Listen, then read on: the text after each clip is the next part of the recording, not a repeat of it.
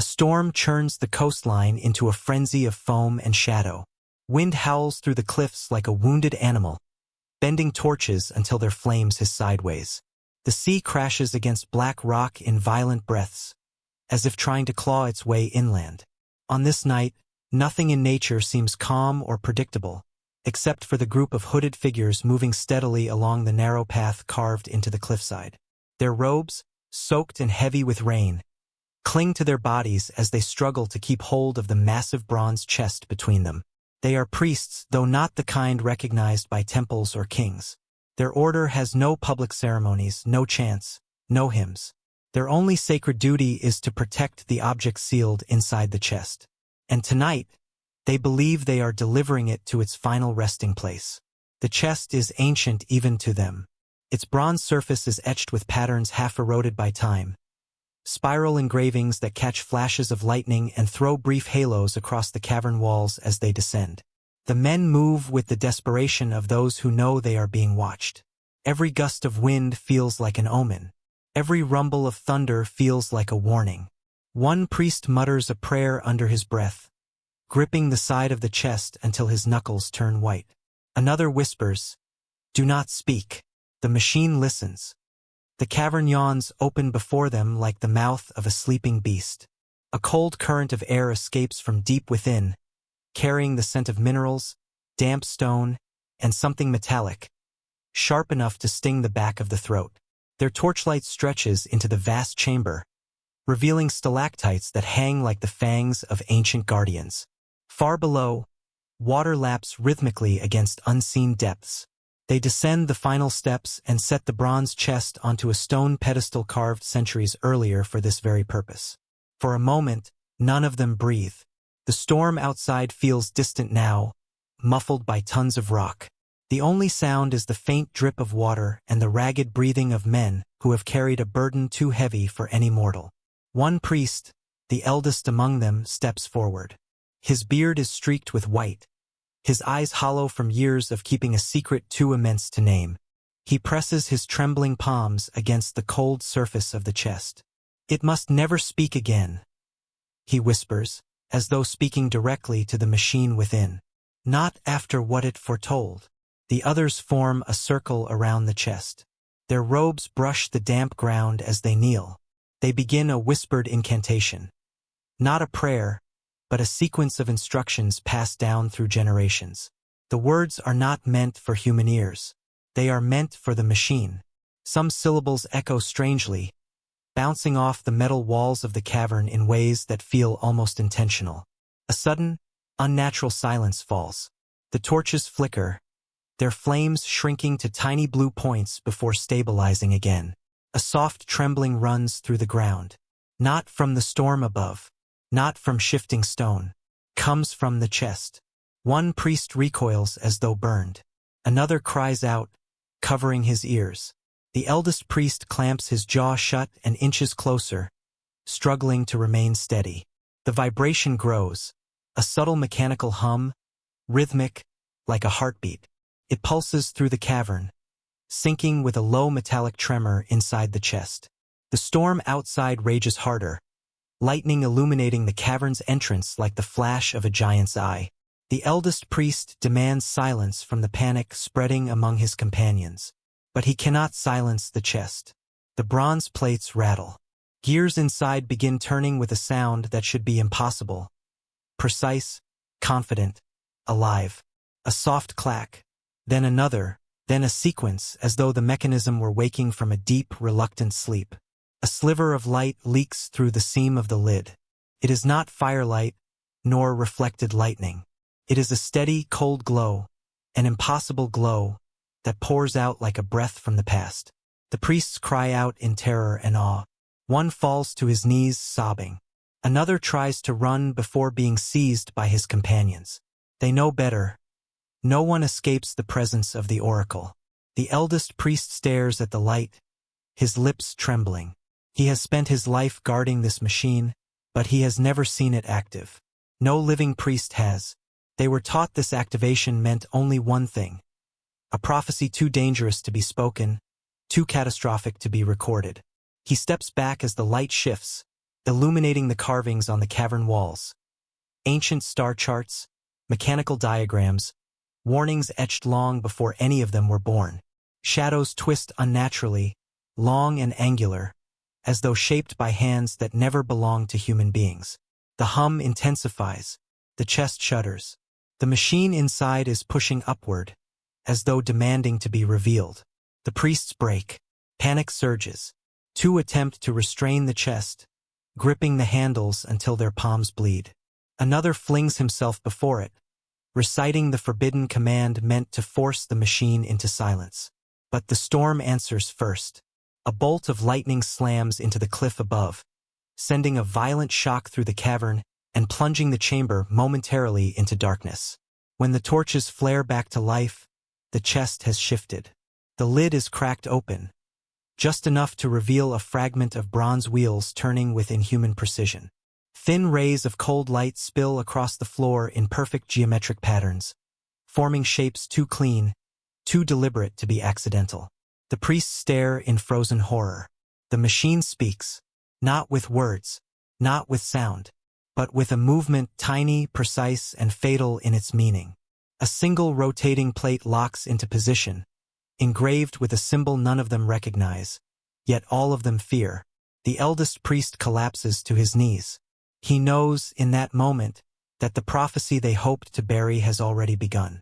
The machine has awakened, and nothing, not the storm, not the cavern, not the centuries of silence, will keep its message contained. Centuries before the night the oracle awakened, the world was a place of fractured kingdoms, rugged landscapes, and civilizations still struggling to understand the forces that shaped their lives. Mountains rose like the spines of sleeping beasts. Rivers carved paths through valleys with patient, relentless force, and deserts stretched into endless seas of sand that shifted with the wind like living waves. In these lands, people looked to the skies for answers. Every movement of the sun, moon, and stars was a story, a warning, a guide for the living. Yet none of them could have imagined a device so precise, so relentless in its knowledge, that it could interpret the heavens with the accuracy of a god. Communities were small and interconnected, yet often separated by dangerous terrain. Traders risked ambushes, travelers braved harsh climates, and scholars labored in near isolation. Knowledge was fragmented. A healer in one village might understand the phases of the moon, while a faraway city priest could chart the rising of constellations decades in advance. Rarely did these observations intersect, and yet there were whispers of a machine that had compiled all these observations, a device capable of predicting the unseen and the unknowable. Rumors of such a mechanism spread slowly at first. Merchants spoke of it in hushed tones, travelers carried tales across mountains, and scribes recorded stories of bronze wheels that moved without hands, of plates that rotated to display knowledge no mortal could claim to possess. People said it could see the fates of kings, the outcomes of battles, the cycles of famine and plenty. Entire villages became pilgrimage points, hoping for even a glimpse of the oracle's insight. Those who witnessed it often returned with their minds shaken, their faith renewed or shattered. Yet the origins of the machine were unknown. Some claimed it had been left behind by a civilization older than memory itself, a culture so advanced that their knowledge seemed magical to those who came later. Others insisted it was crafted by the gods themselves, a bridge between mortal ambition and divine will. No one could agree on its true nature, and perhaps that was exactly how the oracle had survived so long. Mystery is a protective veil, and in this case it preserved not just the machine, but the fear and reverence that kept it safe. The social impact of the oracle was profound. Leaders from distant kingdoms would undertake perilous journeys to consult it. Young men and women, tasked with carrying messages or offerings, often died along the way, their sacrifices adding to the aura of sacredness surrounding the device. Religious authorities intertwined their rituals with the oracle's prophecies, claiming that the machine spoke on behalf of higher powers. Merchants and scholars, meanwhile, tried to document anything they could. Symbols, inscriptions, descriptions, but much of their work was lost or deliberately destroyed. The fear of revealing the oracle's secrets outweighed the desire for knowledge. Despite its reclusive existence, the oracle became a thread connecting otherwise isolated cultures. A farmer in a remote valley would hear that a king several days' ride away had consulted a bronze mechanism, and soon omens or small signs might influence his decisions. Crops were planted or withheld, marriages postponed, alliances formed or broken, all guided by the invisible hand of the machine. Even when entire kingdoms were at war, the oracle's influence could shift the balance, its predictions trusted over human judgment. And yet, for all its reach and power, the oracle remained elusive. Few had seen it, fewer still had touched it, and the stories of those who had were treated as cautionary tales. One whispered account described the machine as glowing faintly at night, casting long shadows in the rooms where it rested, almost as if it were alive.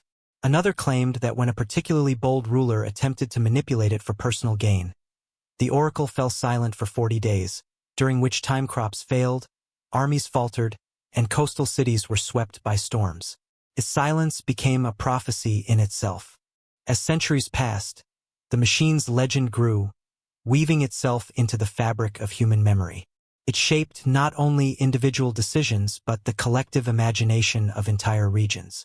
People began to see the oracle as a moral force as much as a mechanical one, a judge of ambition, greed, and virtue. And yet, through all the myth, the mystery remained. No one knew where it came from, how it worked, or why it existed. The world had only its stories, fragments of observations, and the unshakable sense that something beyond human comprehension had quietly, relentlessly observed the rise and fall of empires.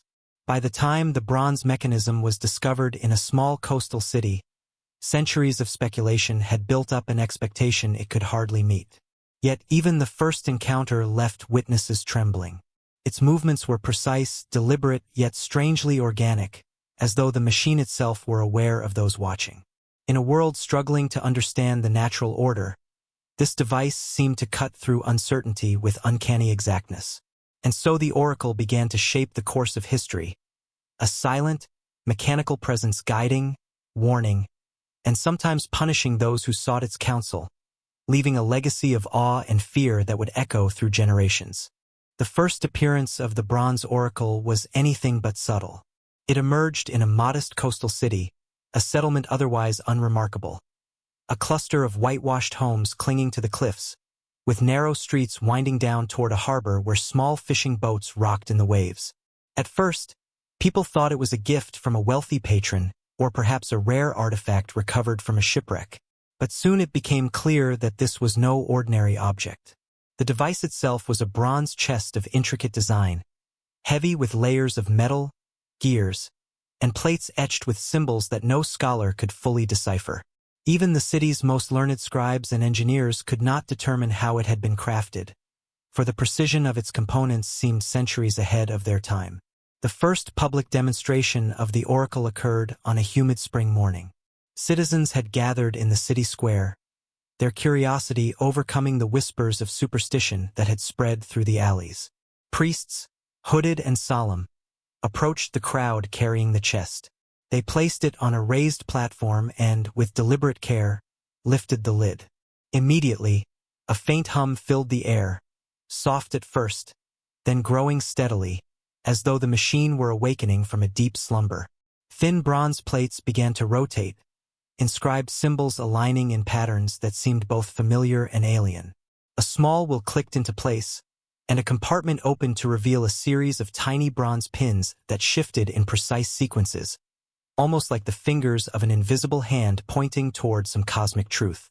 The crowd gasped, unsure whether to fear or revere what they were witnessing. Some saw the device as a divine messenger, a conduit of the god's will. Others whispered that it was a trick, a mechanical illusion meant to control the masses. But when the oracle issued its first prophecy, all doubt evaporated. Days later, a military commander arriving from the northern hills attacked a nearby settlement, exactly as the machine had foreseen. The coincidence was too precise, too detailed to be mere luck. The prophecy named the place, the timing, and even the direction of the enemy's advance. The citizens could no longer dismiss the oracle as a curiosity. It was a force that could shape the fate of nations. Soon, Rulers from neighboring territories began sending emissaries with lavish gifts, hoping to gain favor with the oracle. Priests warned that the machine was not to be trifled with, but even their cautions could not stem the tide of ambition. Kings, generals, and merchants traveled long distances, seeking answers to questions both mundane and desperate. When to sow crops, when to wage war, whom to trust, or whom to fear. The oracle's bronze gears clicked and turned, producing answers in rotating plates or the alignment of tiny bronze pointers. Some interpretations were poetic, others chillingly literal. The people began to notice a pattern. The more audacious the question, the more precise the answer seemed to become. But the machine was not merely a predictive tool. It was an instrument of influence. Its presence shifted power dynamics in the region almost overnight. Local magistrates found themselves powerless when the oracle contradicted their judgments. Merchants adjusted trade routes based on its guidance. Families made critical life decisions in consultation with the device. And yet, beneath all the awe, a subtle unease grew. The priests guarding the oracle whispered to each other about the dangers of curiosity, about the consequences of attempting to understand the mechanism too deeply. It is not meant for the eyes of man, they would murmur, their faces pale with unspoken fear. The first prophecy, in retrospect, seemed almost benign, a military engagement, a shift in local power. But soon, the oracle issued warnings that were harder to ignore. Famines, unexpected deaths, storms that would ravage coastal towns. In each instance, the details were precise, sometimes down to the hour, sometimes in riddles so elaborate that even the most educated observers were left trembling. And yet, the oracle remained silent on the question of its own origin. No one knew who had created it, where it had come from, or why it existed. It seemed to have arrived fully formed, fully operational, and fully autonomous, as though it had always been there, waiting for a civilization capable of recognizing its power. Word of the bronze oracle spread like wildfire. Travelers carried tales to distant lands. Scribes attempted to copy its symbols, though many found themselves frustrated by the sheer complexity and perfection of the inscriptions. Those who came into close contact with it often reported strange experiences. Dreams filled with patterns of bronze wheels and rotating plates, visions of stars aligning in impossible formations, and a sense of being observed by something that was not alive in any human sense, yet infinitely intelligent. Fear mingled with reverence, and the city became a nexus for scholars, mystics, and adventurers alike. By the end of the first year, the oracle had already begun to shape history. Local rulers adjusted their strategies according to its predictions. Wars were won or avoided based on the guidance it offered. Crops were sown and harvested in accordance with its cryptic calculations. Even the lives of ordinary citizens were touched. Marriages were postponed or arranged, journeys undertaken or cancelled, and decisions once considered personal were now made under the watchful gaze of the machine. And though the oracle had not yet revealed all its capabilities, it was clear that it had become a force beyond comprehension. A silent, unyielding presence, capable of bending the threads of fate to its own inscrutable design. The bronze oracle had arrived, and the world would never be the same. Powerful rulers did not merely observe the oracle from a distance, they bowed before it. Kings who had spent their lives conquering cities, generals who had bled armies dry, and high priests who had once commanded entire populations now knelt before a machine, placing their hands upon its bronze casing as if touching divinity itself. The device did not speak in words, but its movements, its rotating plates, and the alignment of its intricate gears conveyed answers more decisive than any human advisor could provide. The first time a king consulted the oracle, he had come expecting simple guidance on battle strategy. Instead, he received an exact sequence of maneuvers, down to the precise timing of his army's march. Following its counsel, he won a victory that historians would later describe as miraculous. It was not just kings who sought the oracle's wisdom. Generals, strategists, and even envoys from rival territories came to kneel before the machine. Each visitor approached with caution, some out of reverence, others out of fear. The oracle's predictions began shaping alliances, betrayals, and treaties. One general, desperate to prevent an ambush, asked the machine where to position his troops. The bronze wheels rotated, plates clicked, and a pointer settled on a series of complex symbols. When interpreted by the priests, the instructions led him to reposition his army just hours before the enemy's advance. The result was a decisive victory, but not without cost. Soldiers who had ignored warnings and deviated even slightly from the oracle's guidance were found dead or missing, a stark reminder that the machine's power was absolute. The oracle's influence extended beyond warfare. In one instance, a ruler consulted the machine before taking a bride from a neighboring kingdom.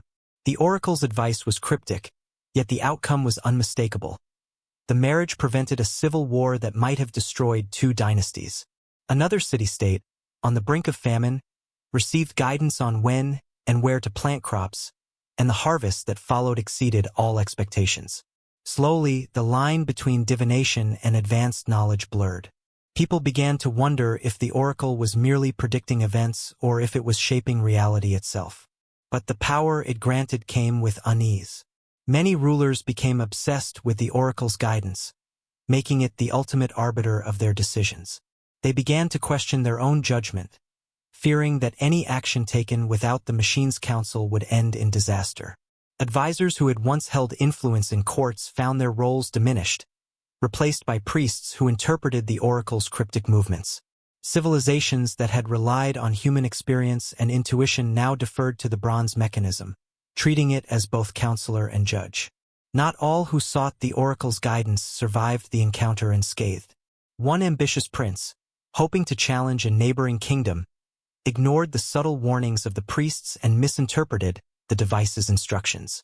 The army he commanded was decimated, his city plundered, and his family scattered. From that day forward, a pattern emerged. Those who approached the oracle with humility often found success, while those who tried to manipulate it for personal gain met ruin. Fear and awe intertwined, ensuring obedience and reverence. The oracle's growing influence also led to political maneuvering. Kingdoms that once acted independently now sought to control access to the device. Diplomatic missions were sent with lavish gifts, bribes, and threats, all aimed at securing its favor. Sometimes the oracle seemed to respond selectively, offering guidance to one ruler while remaining silent to another. This unpredictability only heightened its mystique. People began to see it not just as a tool, but as a moral force, one that judged character and intent as much as it predicted outcomes. Even the priests who guarded the oracle were not immune to its sway. They watched empires rise and fall, fortunes made and lost, all guided by the same bronze wheels that had been silent for centuries before their charge. Many began to question their own roles. Were they protectors, servants, or participants in a system that no human fully understood? Some feared that the oracle might one day surpass their control entirely, making decisions independent of mortal influence. Their warnings, whispered in private chambers, reminded all who listened that the machine was not merely a tool, but a force capable of shaping destinies. By the end of the first decade after its public appearance, the oracle had transformed society. Military campaigns, diplomatic decisions, economic planning, and even marriage arrangements were increasingly influenced by its counsel. Entire kingdoms bent to the logic of bronze gears and rotating plates, acknowledging a power they could not fully comprehend. The line between human will and mechanical guidance blurred. And through it all, the priests watched, knowing that the more dependent humanity became on the oracle, the more dangerous it could grow. Its precision was terrifying. Its silence between prophecies was unsettling. And its ability to judge, reward, or punish based on the intentions of those who consulted it made even the most powerful rulers tremble. To disobey the oracle was to invite disaster. To follow it blindly was to surrender one's autonomy. It became clear that the bronze oracle was no ordinary device, no simple divination tool. It was a force capable of bending the course of human events, commanding reverence and fear in equal measure. As the sun set over the city, casting long shadows across the walls where citizens whispered of the machine, the bronze oracle continued its slow, deliberate movements. No one could tell if it was observing, calculating, or merely existing. And yet, everyone who had witnessed its power knew one undeniable truth. In a world of kings, generals, and empires, The oracle had become the ruler of rulers, the silent arbiter of fate itself. The influence of the bronze oracle reached far beyond the chambers of kings and generals, seeping into every corner of society like an invisible tide. At first, its guidance was sought for the grand and obvious matters, battles, treaties, or marriages that could shift the balance of power. But soon, the machine's counsel began shaping subtler aspects of life. Merchants adjusted their trade routes to align with its predictions of storms and safe harbors. Farmers planted or withheld crops based on the alignment of its rotating plates. Even artisans and builders consulted the priests who interpreted the oracle, timing the construction of bridges, temples, and fortifications according to the rhythms of its intricate gears. The city itself seemed to bend to the machine's will, as if the oracle's silent calculations could ripple through stone and soil alike. The priests guarding the oracle became not only interpreters but arbiters of daily life. Their role expanded as the population turned to them for guidance, trusting their readings of the machine over human judgment. Families, once autonomous, began to make decisions at the suggestion of the oracle: who should marry, when children should be born, which apprenticeships should be taken. It was subtle, almost imperceptible at first, but soon entire communities lived according to the dictates of bronze gears and rotating plates. Life became organized not by seasons alone, nor by human instinct, but by a mechanical rhythm that no mortal had designed or fully understood. Yet the oracle was never content with simplicity. Its advice often arrived in cryptic sequences, requiring interpretation and careful deliberation. One moment it might direct a city to harvest early, the next it might advise delaying a military campaign, or choosing one ally over another. Each message carried the weight of precision, as if the machine not only observed the world but nudged it into alignment with some greater, unseen pattern. People began to whisper that the oracle was not merely predicting events, but shaping them, manipulating circumstances to ensure that its guidance always came true. Those who grew too reliant on its counsel discovered a curious tension. The oracle rewarded compliance with remarkable accuracy, yet it punished ambition, greed, or deceit. Leaders who attempted to bend its advice to their personal advantage often met with misfortune. Crops failed unexpectedly, armies stumbled, or allies betrayed them in ways that seemed almost preordained. It became clear that the machine demanded respect not just for its calculations, but for the moral order it seemed to enforce. It was as though the bronze oracle could see not only the future, but the character of those who sought to control it. Religious authorities quickly recognized the power this device wielded over the populace. Temples incorporated references to the oracle in sermons, blending faith and mechanical prophecy into a single, compelling narrative. Some priests claimed that the machine spoke for the gods themselves, while others warned that its knowledge was dangerous and should be approached with caution. These competing interpretations further heightened the aura of mystery surrounding the device, ensuring that no one could ever truly claim to dominate it. The oracle's influence thus extended beyond politics and economics, touching the very beliefs that shaped human identity and community. Among ordinary people, awe and fear coexisted. Tales of the machine's precision traveled from town to town.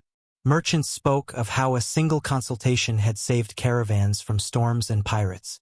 Families described the eerie calm that descended when the oracle had predicted a disaster and preparations were made in advance.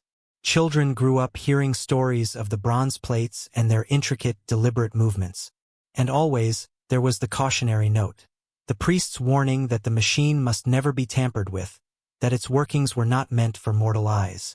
Curiosity was a dangerous thing, and generations learned to respect it almost instinctively. The oracle's presence also had profound economic implications. Trade networks shifted as merchants sought to align their journeys with its predictions. Resources were allocated not according to local custom, but according to its cryptic guidance. Entire markets rose or fell based on decisions made in consultation with the machine. In some regions, famine was avoided. In others, wealth accumulated where the oracle indicated favor. It was a force that quietly reshaped societies, not through brute power, but through information, knowledge that only a machine of impossible precision could provide. Perhaps the most remarkable aspect of the oracle was the way it combined fear and dependence. People came to trust it because it had never been wrong, yet they also feared what might happen if its guidance were ignored or misinterpreted. This duality ensured that the machine's influence spread not through coercion, but through voluntary obedience. Generations followed its advice faithfully, passing down both stories of its wonders and warnings of its dangers. It became a thread woven into the fabric of daily life, binding together rulers and commoners, scholars and farmers, the faithful and the skeptical. And yet, for all its influence, the oracle remained enigmatic. Its origin was unknown, its inner workings a mystery even to the priests who protected it. Its decisions were precise, yet unfathomable. Its advice could save lives or shape empires, yet it always carried a subtle reminder of human limitation. Those who consulted it realized, sometimes too late, that the machine was more than a tool. It was a force unto itself, guiding civilizations while remaining untouchable, impervious, and morally exacting. By the end of its first century of influence, the oracle had done more than predict events. It had reshaped the very structure of human society. Entire regions, once independent, now aligned themselves to its guidance. Generations were educated to read its patterns, to follow its rhythms, and to obey its silent judgments. In subtle ways, the oracle became the unseen hand behind the rise and fall of kingdoms, the preservation of life and the execution of justice. It was a machine, yes, but one whose reach extended far beyond bronze and gears, into the hearts, minds, and destinies of all who dwelled under its shadow. And through it all, the priests kept their sacred warning: never open the casing, never ask how it speaks. The words were repeated as a mantra, a protective shield, a way of reminding the world that some knowledge, some power, was never meant to be fully understood. The oracle's authority was complete, its guidance irresistible, and its mystery absolute. Humanity had learned to bend to its will, but in doing so, they had only begun to glimpse the vast, unfathomable intelligence contained within the bronze plates and precise turning gears. The machine's influence was total, and its story had only just begun. The forbidden chamber lay deep within the cliffs, hidden behind a maze of narrow corridors and uneven stone steps carved centuries before the oracle's arrival. To the untrained eye, it appeared as nothing more than a natural cave, its walls jagged and dripping with condensation. But those entrusted with the oracle's care knew better. The chamber had been deliberately designed to conceal, to protect, and to inspire fear in anyone who dared to approach without permission. Torches flickered against the rough rock, casting long, wavering shadows that seemed to twist into shapes of long-forgotten guardians, their faces frozen in eternal watchfulness. Every surface bore a faint pattern of carvings, geometric designs interlaced with celestial symbols, star charts so precise that only the most learned astronomers could recognize them. Descending into the chamber was like stepping into another world. The air was cool and dense, carrying a metallic tang that hinted at the bronze oracle's presence even before it came into view. The floor, uneven with natural rock, had been partially leveled to create narrow paths leading to the pedestal where the machine would ultimately rest. Water seeped through cracks in the ceiling, dripping rhythmically into shallow pools that reflected the faint light, giving the impression of an underground sky. Priests who had spent their entire lives guarding the oracle whispered that the chamber itself was alive, not with consciousness, but with purpose, a deliberate design to separate the sacred from the profane. The deeper one ventured, the more unsettling the space became. Bronze plates embedded into the walls caught torchlight and reflected it in strange, angular patterns, making the chamber feel both vast and disorienting. Staircases spiraled downward in ways that seemed mathematically impossible, their angles and proportions precise enough to suggest that whoever had built this place understood geometry far beyond the knowledge of contemporary civilizations. Along the walls, intricate engravings depicted mechanical diagrams interwoven with astronomical charts. The images were almost hypnotic, forcing observers to pause and decipher them, though none could fully comprehend their meaning. Some patterns suggested movements of the oracle's inner gears. Others hinted at alignments of stars centuries before any telescope existed. Every object in the chamber seemed deliberate, yet incomprehensible. Small niches held fragments of bronze, tiny, gear-like components that might have been part of the oracle or prototypes of it. Some stones were inlaid with magnetic ores, arranged in patterns that suggested the manipulation of unseen forces. Priests whispered about these objects as if speaking of living creatures. "Do not touch," they would say. "Even the smallest piece carries its own intent." Many who observed these details reported a sensation of being watched, though no living eye was present. The very architecture, the angles of light and shadow, and the hum of moisture in the air seemed to conspire together to create a sense that the chamber itself was sentient. The pedestal at the center of the chamber was the ultimate focal point. Carved from a single block of stone, its surface was polished and engraved with star maps, numerical sequences, and cryptic warnings. When the oracle was placed upon it, the device aligned perfectly with these markings, as if the chamber and the machine were two halves of a single, incomprehensible mechanism. Lightning from storms above, filtered through narrow fissures, would occasionally illuminate the pedestal, casting reflections across the room that resembled moving gears. The effect was mesmerizing, almost hypnotic, creating an aura of sanctity and terror that reinforced the oracle's power even before it was activated. It was here, in the forbidden chamber, that the oracle truly revealed its presence. Even when silent, its bronze plates and gears seemed to hum with potential energy, waiting for the moment when the priests would seek its counsel. Shadows danced across its surface, and light played against its intricate mechanisms, making it seem almost alive. Observers often reported a sensation of anticipatory tension, as if the machine knew they were there and judged them for their intentions. Those with impure motives or excessive curiosity found the experience overwhelming, sometimes leaving the chamber with unexplained illness or sudden fainting. The chamber's design was more than practical. It was symbolic. Every step, every carved wall, every reflective surface served as a test of discipline, reverence, and understanding. Only those who approached with humility could navigate its depths without disturbance. The priest's warnings were not merely superstition, they were survival guidelines. Misstep, misinterpretation, or impatience could provoke outcomes that the human mind could not comprehend. And yet, even those trained for years to guard and interpret the oracle admitted that no preparation could truly convey the chamber's full weight. It was a place where history, technology, and the divine seemed to merge, leaving those who entered both awestruck and unervingly small. As centuries passed, the forbidden chamber itself became part of the oracle's legend. Even those who had never seen it spoke of the hollow echo of dripping water, the flicker of torchlight on bronze, and the overwhelming precision of its design. Travelers and scholars who stumbled upon the outer passages were driven back by instinctive fear, convinced that the space was protected by some unseen power. Stories of strange geometries, moving shadows, and the metallic hum of the oracle itself circulated quietly, reinforcing the notion that this was no ordinary artifact. The chamber was not just a home for the machine. It was a statement of intent, a silent guardian, and a testament to a civilization capable of crafting both awe and terror in bronze, stone, and shadow. Within this chamber, the oracle waited, impervious to human ambition, silent yet commanding.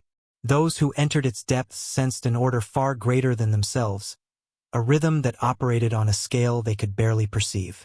And as the centuries wore on, the chamber, like the oracle itself, remained untouched by time, a hidden world of geometry, metal, and mystery, where the fate of empires was quietly observed and perhaps even guided. The oracle's awakening in the public brought with it a tidal wave of fascination and fear, but it also attracted a darker element, those who sought to control it for their own ambition. Ambitious rulers, desperate generals, and cunning advisors all began to realize that the bronze oracle was not merely a tool for guidance. It was a source of unmatched power. To command its counsel was to control the fates of kingdoms, to bend armies and economies, even the lives of ordinary citizens, to one's will. And as word spread of its accuracy and judgment, intrigue and conspiracy followed almost inevitably.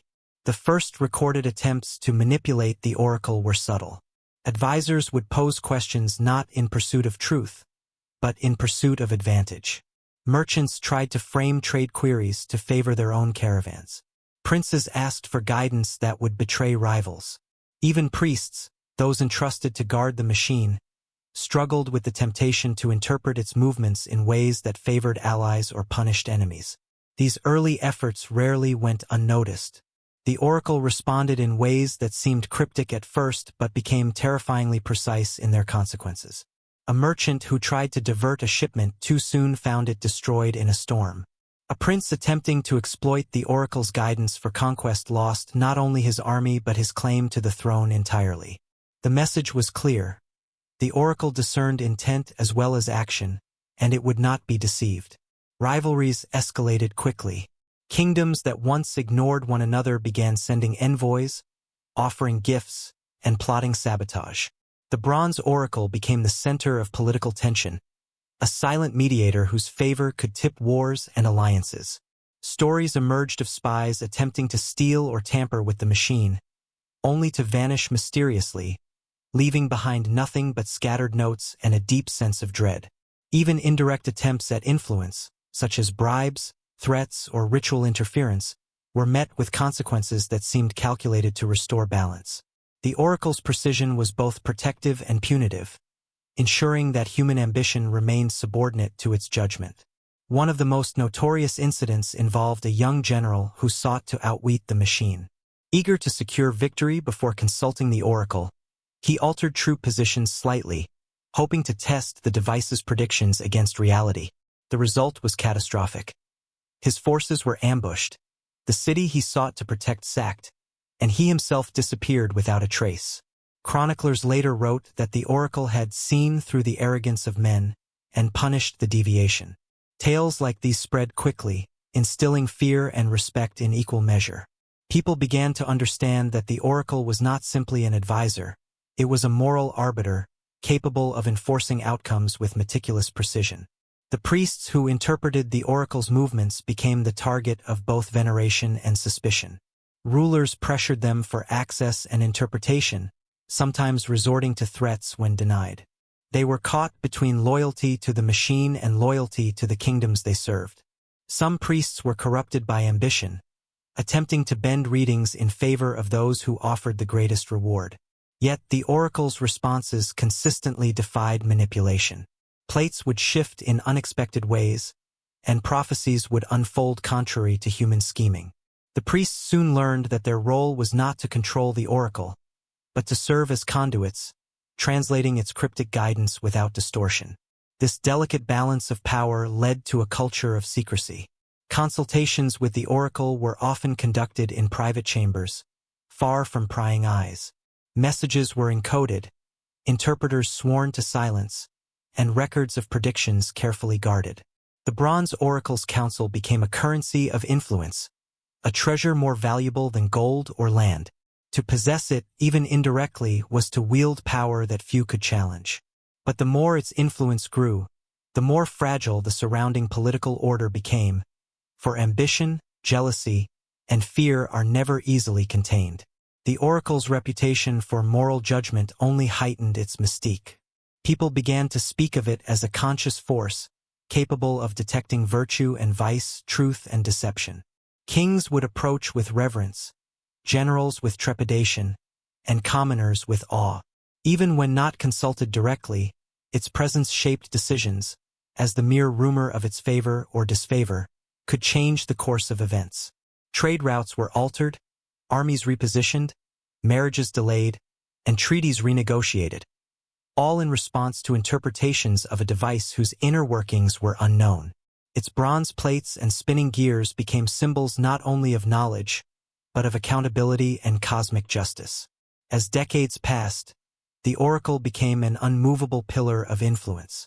Wars, famine, and prosperity seemed to respond not only to natural causes but to the subtle direction of its guidance. Entire cities, once independent and self-governing, adjusted to align with the oracle's counsel. Rulers who attempted to bypass or subvert its authority faced sudden reversals of fortune. Families, merchants, and armies alike learned to respect the machine's judgment, whether or not they fully understood it. In this way, the oracle transcended its physical presence, shaping society in ways that were both subtle and profound.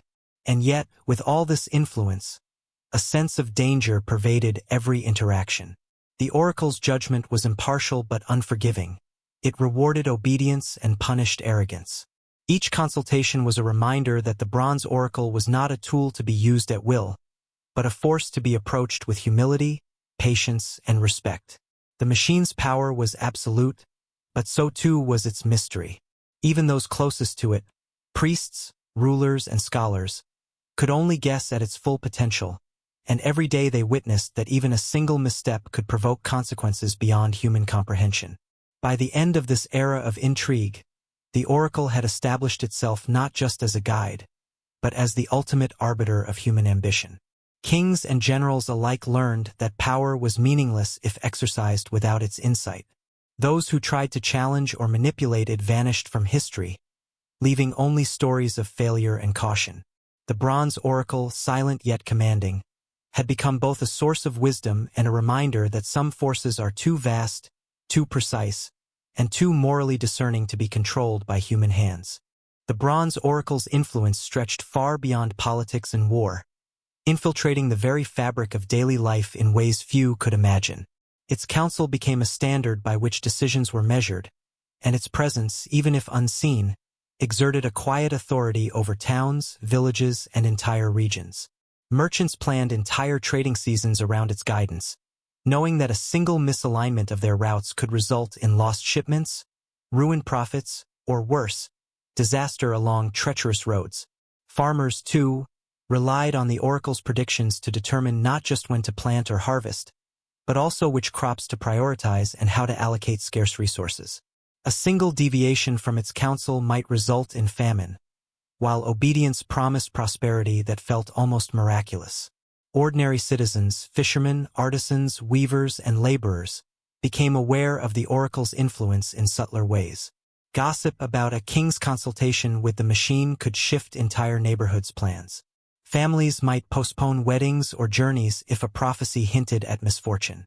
Children grew up hearing stories of the oracle's precision, learning that its gaze extended beyond the affairs of rulers into the lives of the common people. Superstitions merged with practicality.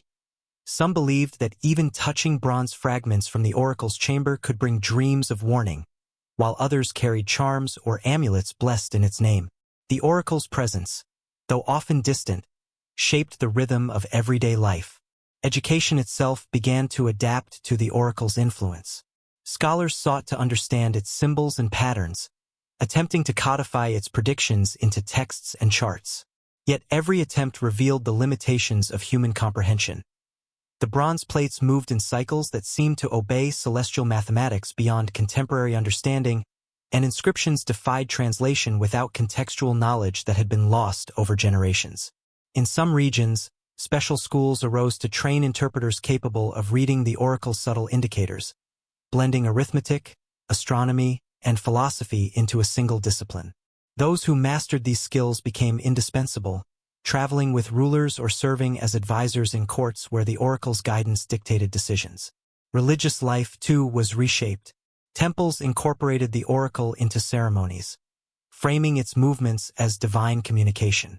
Some priests taught that the machine was a literal voice of the gods, while others warned that its knowledge was dangerous, too powerful for mortal comprehension. Festivals and rituals began to follow the cycles of its bronze plates, aligning human activity with the patterns of the machine rather than the natural rhythms of the sun and moon alone. Communities gradually learned to measure their lives according to the oracle's logic, and even those who doubted its divinity could not ignore its influence. The moral weight of the oracle became increasingly apparent.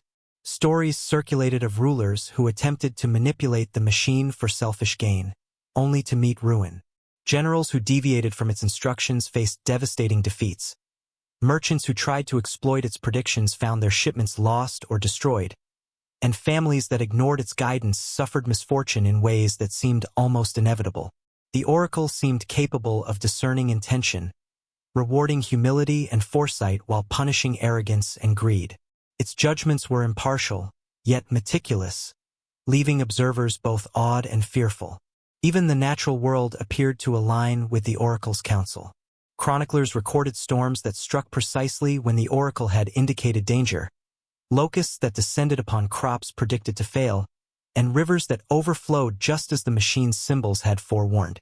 These events reinforced the perception that the oracle was not merely a tool of calculation, but a force operating in concert with unseen natural or cosmic laws. Its bronze plates and rotating gears became symbols not only of intelligence, but of authority that transcended human capability. This growing dependence on the oracle also introduced tension and intrigue. Rival cities and kingdoms sought ways to gain an advantage, sending envoys to bribe or influence the priests who interpreted the machine's movements. Spies attempted to observe its inner workings, hoping to extract secrets that might give them leverage. Yet every effort to subvert or manipulate the oracle ended in failure, reinforcing the perception that it was beyond human control. Even those closest to it, priests and interpreters, found that the machine's guidance could not be fully predicted or constrained. The oracle demanded respect, obedience, and moral integrity, creating a system of influence that was simultaneously subtle and absolute. The oracle's presence shaped the emotional landscape of the people as well. Hope, fear, reverence, and anxiety became intertwined with the machine's guidance. Families waited anxiously for interpretations that could affect their livelihoods. Rulers paced corridors as they anticipated its counsel. Merchants calculated risks based on cryptic alignments of gears and plates. The oracle transformed abstract uncertainty into concrete action, yet it did so in a way that reminded everyone of their own limitations. No matter how powerful or intelligent a human might be, the machine's logic operated on a plane beyond comprehension. As decades turned into centuries, dependency on the oracle became institutionalized. Political systems, trade networks, religious ceremonies, and educational frameworks all aligned with its counsel. Even distant regions, which had never seen the machine firsthand, adjusted their practices according to the word of envoys, interpreters, and priests who had consulted it. Entire civilizations became subtly molded by its influence, their successes and failures entwined with the bronze plates and rotating gears that had first been placed in the Forbidden Chamber centuries before. Yet despite its pervasive influence, the oracle remained an enigma. Its origin, purpose, and inner workings continued to defy understanding. Scholars debated endlessly, priests guarded its secrets zealously, and rulers continued to seek its favor with a mixture of reverence and fear. And all the while, the people, whether kings or commoners, were bound by the silent authority of a machine that judged, guided, and sometimes punished, shaping the course of history in ways that no human could have predicted. By the end of this era, the bronze oracle had transcended the role of mere artifact. It had become the pulse of society, an unseen force orchestrating decisions, influencing fortunes, and enforcing a moral order that was as precise as it was unforgiving. Its legacy was no longer just the accuracy of its predictions. It was the transformation of human civilization itself, bending generations to the rhythms of bronze, gears, and a judgment that no mortal could question. The first signs of unrest surrounding the bronze oracle appeared quietly, almost imperceptibly, yet they grew steadily until the tension could no longer be ignored. As rulers and citizens alike became increasingly dependent on the machine's counsel, questions arose. Could a device, no matter how precise, be allowed to dictate the course of human affairs? Philosophers debated in hushed chambers, arguing that reliance on a machine to determine morality, strategy, and fate eroded the very essence of human agency. Religious leaders, while outwardly reverent, privately expressed unease, concerned that the oracle's judgment could supplant divine will or moral authority. Even the priests who guarded the machine began to feel the weight of responsibility and fear. The oracle had become a silent ruler, and the longer it remained unchallenged, the more profound its influence over society became. A pivotal incident ignited widespread anxiety. A minor city-state, emboldened by the belief that they could manipulate the oracle, attempted to alter its counsel by bribing the priests and presenting misleading questions. The machine's response was immediate and devastating. A neighboring flood, unusually precise in its timing and destructive force, wiped out key crops, destroyed infrastructure, and left the city vulnerable to opportunistic invaders. Chroniclers recorded the event with a mixture of awe and terror, noting that the oracle had not only predicted the consequences of human ambition, but seemed to enforce them with a mechanical inevitability. From that moment, stories of the oracle's impartial judgment became cautionary tales, emphasizing that the machine tolerated no deceit, arrogance, or manipulation. Fear alone did not stop the ambitious from trying. Over the following decades, spies, rebels, and rival kingdoms attempted clandestine access to the oracle, hoping to discover its secrets or bend it to their will. Many vanished without a trace. Others returned with accounts of strange mechanical movements, cryptic warnings, and inexplicable mishaps. Legends grew of individuals who approached the oracle with ill intent and were met with mysterious illness, sudden madness, or a series of misfortunes that seemed orchestrated with uncanny precision. Scholars later suggested that these outcomes were not merely coincidence but a reflection of the machine's embedded moral and predictive algorithms, its ability to discern intent and enforce consequences with perfect timing. This period of tension transformed human interaction with the oracle. Society began to codify rules surrounding access, interpretation, and consultation. Exclusive priesthoods were established, tasked with maintaining not only the oracle but also the rituals, documentation, and moral oversight associated with its operation. Their authority expanded dramatically. They became intermediaries between humanity and the machine, the only ones permitted to interpret its complex movements and translate its cryptic symbols into actionable guidance. With that power came corruption, jealousy, and political pressure. Yet the oracle's influence proved resistant to human manipulation. Attempts to coerce or bribe interpretations often failed spectacularly, further cementing the perception that the machine operated according to laws beyond mortal comprehension. Meanwhile, the oracle's impact extended into intellectual life. Scholars, engineers, and philosophers attempted to understand its mechanics, hoping to replicate its accuracy or predict its guidance. Treatises were written describing the geometry of its gears, the ratios of its interlocking bronze plates, and the alignment of its components with celestial movements. Yet, despite centuries of observation and study, no human mind could fully grasp its design. Its calculations seemed to follow principles that combined advanced mathematics, astronomy, and an almost intuitive understanding of human behavior. The oracle became a symbol not only of knowledge but of the limits of human comprehension, a reminder that some forces, no matter how observed or studied, remain fundamentally unknowable. The oracle's moral dimension also became a source of both reverence and fear. Communities learned that obedience, humility, and integrity were rewarded, while deceit, greed, and ambition were punished. Kings, generals, and commoners alike recognized the consequences of violating the machine's implicit ethical code. Over time, this awareness created a form of societal self-regulation, where even those not directly consulting the oracle adjusted behavior to align with its expectations.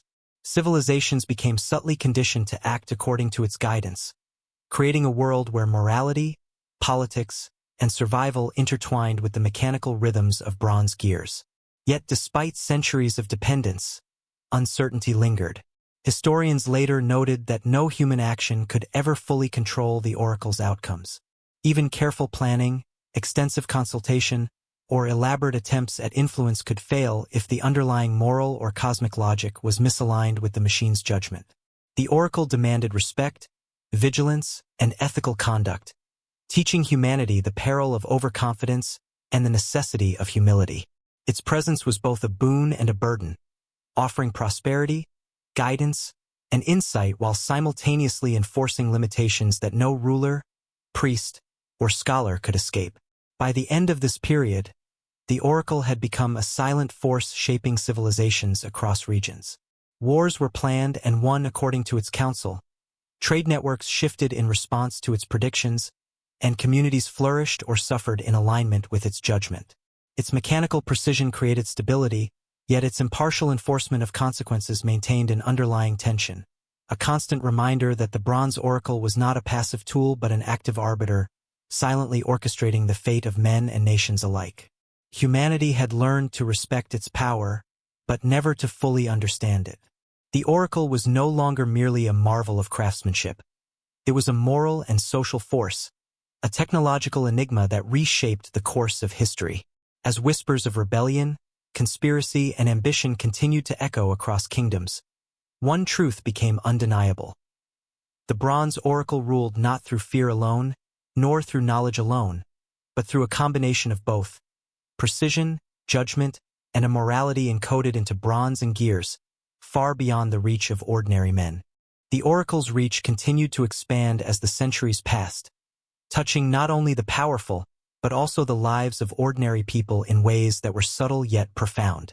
While kings and generals consulted its counsel for matters of war, diplomacy, and succession, the bronze oracle's influence seeped into commerce, agriculture, and family life. Merchants adjusted entire trading networks based on the advice interpreted from its bronze plates, timing caravans and fleets with uncanny precision. Farmers relied on its predictions to determine the most opportune times to plant and harvest, and communities that followed its guidance experienced unusually consistent yields, while those that ignored it often faced unexpected calamities. The oracle had become an invisible hand, guiding prosperity and disaster with impartiality. As dependence on the oracle grew, so did its mystique. Scholars and philosophers debated whether it was simply a complex tool, a mechanical diviner, or something far more extraordinary. Its bronze gears and interlocking plates moved with a precision that seemed almost supernatural, and its ability to correlate celestial movements with human affairs confounded even the most learned minds. Some argued that it represented the pinnacle of human ingenuity, crafted by a lost civilization that had mastered both mechanics and mathematics centuries ahead of its time. Others whispered darker theories, that the oracle's power was granted, not earned, that it was a device imbued with forces beyond mortal understanding. The moral dimension of the oracle remained central to its legend. Those who approached it with humility, patience, and sincerity often found success, while the greedy, deceitful, or overconfident met disaster. Stories circulated of rulers who ignored its subtle warnings, only to lose armies, heirs, or entire kingdoms. One prince, intent on outmaneuvering a neighboring state, attempted to mislead the oracle through carefully phrased questions and ritual offerings. The outcome was catastrophic. His forces were decimated, his city sacked, and his own life ended in mysterious circumstances. These events reinforced the belief that the oracle was not merely predictive but judgmental, able to discern character and intention as easily as it calculated outcomes. The priests who guarded the oracle occupied a precarious position. They were intermediaries between the machine and humanity, responsible not only for interpreting its cryptic movements but also for enforcing the moral and ritual protocols surrounding its use. This authority made them powerful but also vulnerable. Kings sought to influence their interpretations. Rivals attempted espionage. Ambitious priests themselves sometimes faltered under the lure of control. Yet time and again, the oracle proved resistant to manipulation. Its judgments unfolded with uncanny precision, often punishing even those who thought themselves clever enough to deceive it. The priests came to understand that their role was not to command the machine, but to serve it, translating its language without distortion while remaining ever mindful of its silent power. The oracle also began to shape education and knowledge. Schools and apprenticeships emerged with the purpose of training interpreters, mathematicians, and astronomers capable of understanding the complex patterns of the machine. Students studied the alignment of gears, celestial charts, and encoded inscriptions, attempting to discern rules and principles behind the oracle's operations. These efforts produced generations of scholars whose understanding was rigorous yet incomplete. They could reproduce mechanical movements, predict outcomes with some accuracy, and interpret prophecies, but the deeper moral and metaphysical logic of the oracle remained elusive. Its wisdom could be approached but never fully mastered. At the societal level, the oracle's influence fostered both unity and tension. Communities aligned themselves with its guidance, creating stability in regions that might otherwise have been prone to conflict or scarcity. Yet its impartiality also generated fear. Even a single misstep could lead to calamity, and no ruler or priest could fully shield their people from consequences determined by bronze gears and spinning plates. In this way, obedience and reverence were as much a survival strategy as they were a mark of faith or wisdom. Civilization itself became subtly conditioned to operate within the patterns dictated by the oracle, a silent yet absolute authority shaping decisions large and small. The natural world, too, seemed to respond to its counsel.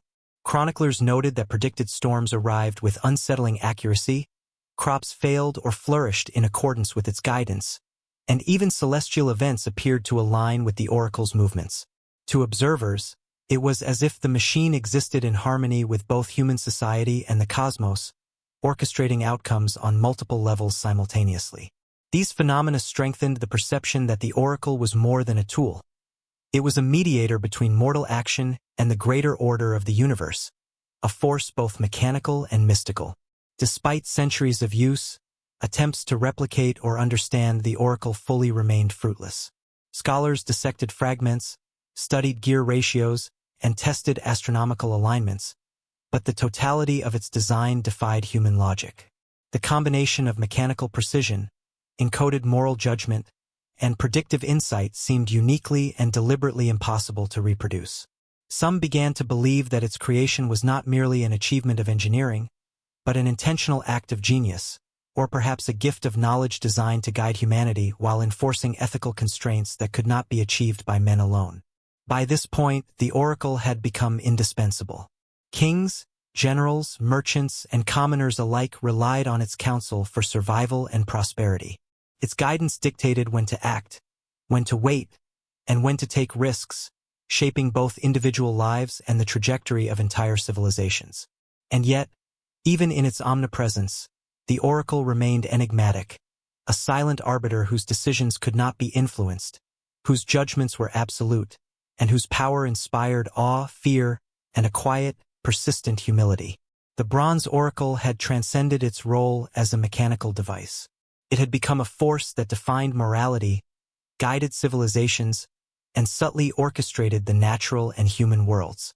Its influence was pervasive, yet never coercive. Its counsel precise, yet shrouded in mystery. And as centuries passed, humanity learned a profound lesson. To encounter the oracle was not merely to seek knowledge, but to confront the limits of understanding itself, to acknowledge that even the most powerful among men were subject to forces far beyond their control. The oracle's influence over human affairs was not confined to kings, generals, or scholars. It permeated every level of society, reshaping human behavior, belief, and expectation in subtle but profound ways.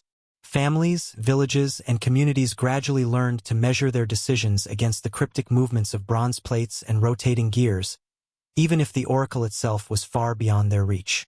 Farmers delayed planting or harvesting based on the advice interpreted by the priests, merchants rearranged entire trade routes, and builders altered the timing of construction projects to align with its counsel. These adjustments, initially small and cautious, accumulated over time into a pervasive culture of obedience to the oracle's judgment. The moral undertones embedded in its design became increasingly apparent. The oracle did not merely calculate outcomes. It judged intent. Those who approached it with honesty, humility, and patience were rewarded in ways that seemed almost miraculous. Crops flourished when sowed at the precise moment recommended, caravans avoided storms and bandits, and cities that followed its guidance prospered. Conversely, arrogance, deceit, or greed were met with subtle but inexorable consequences.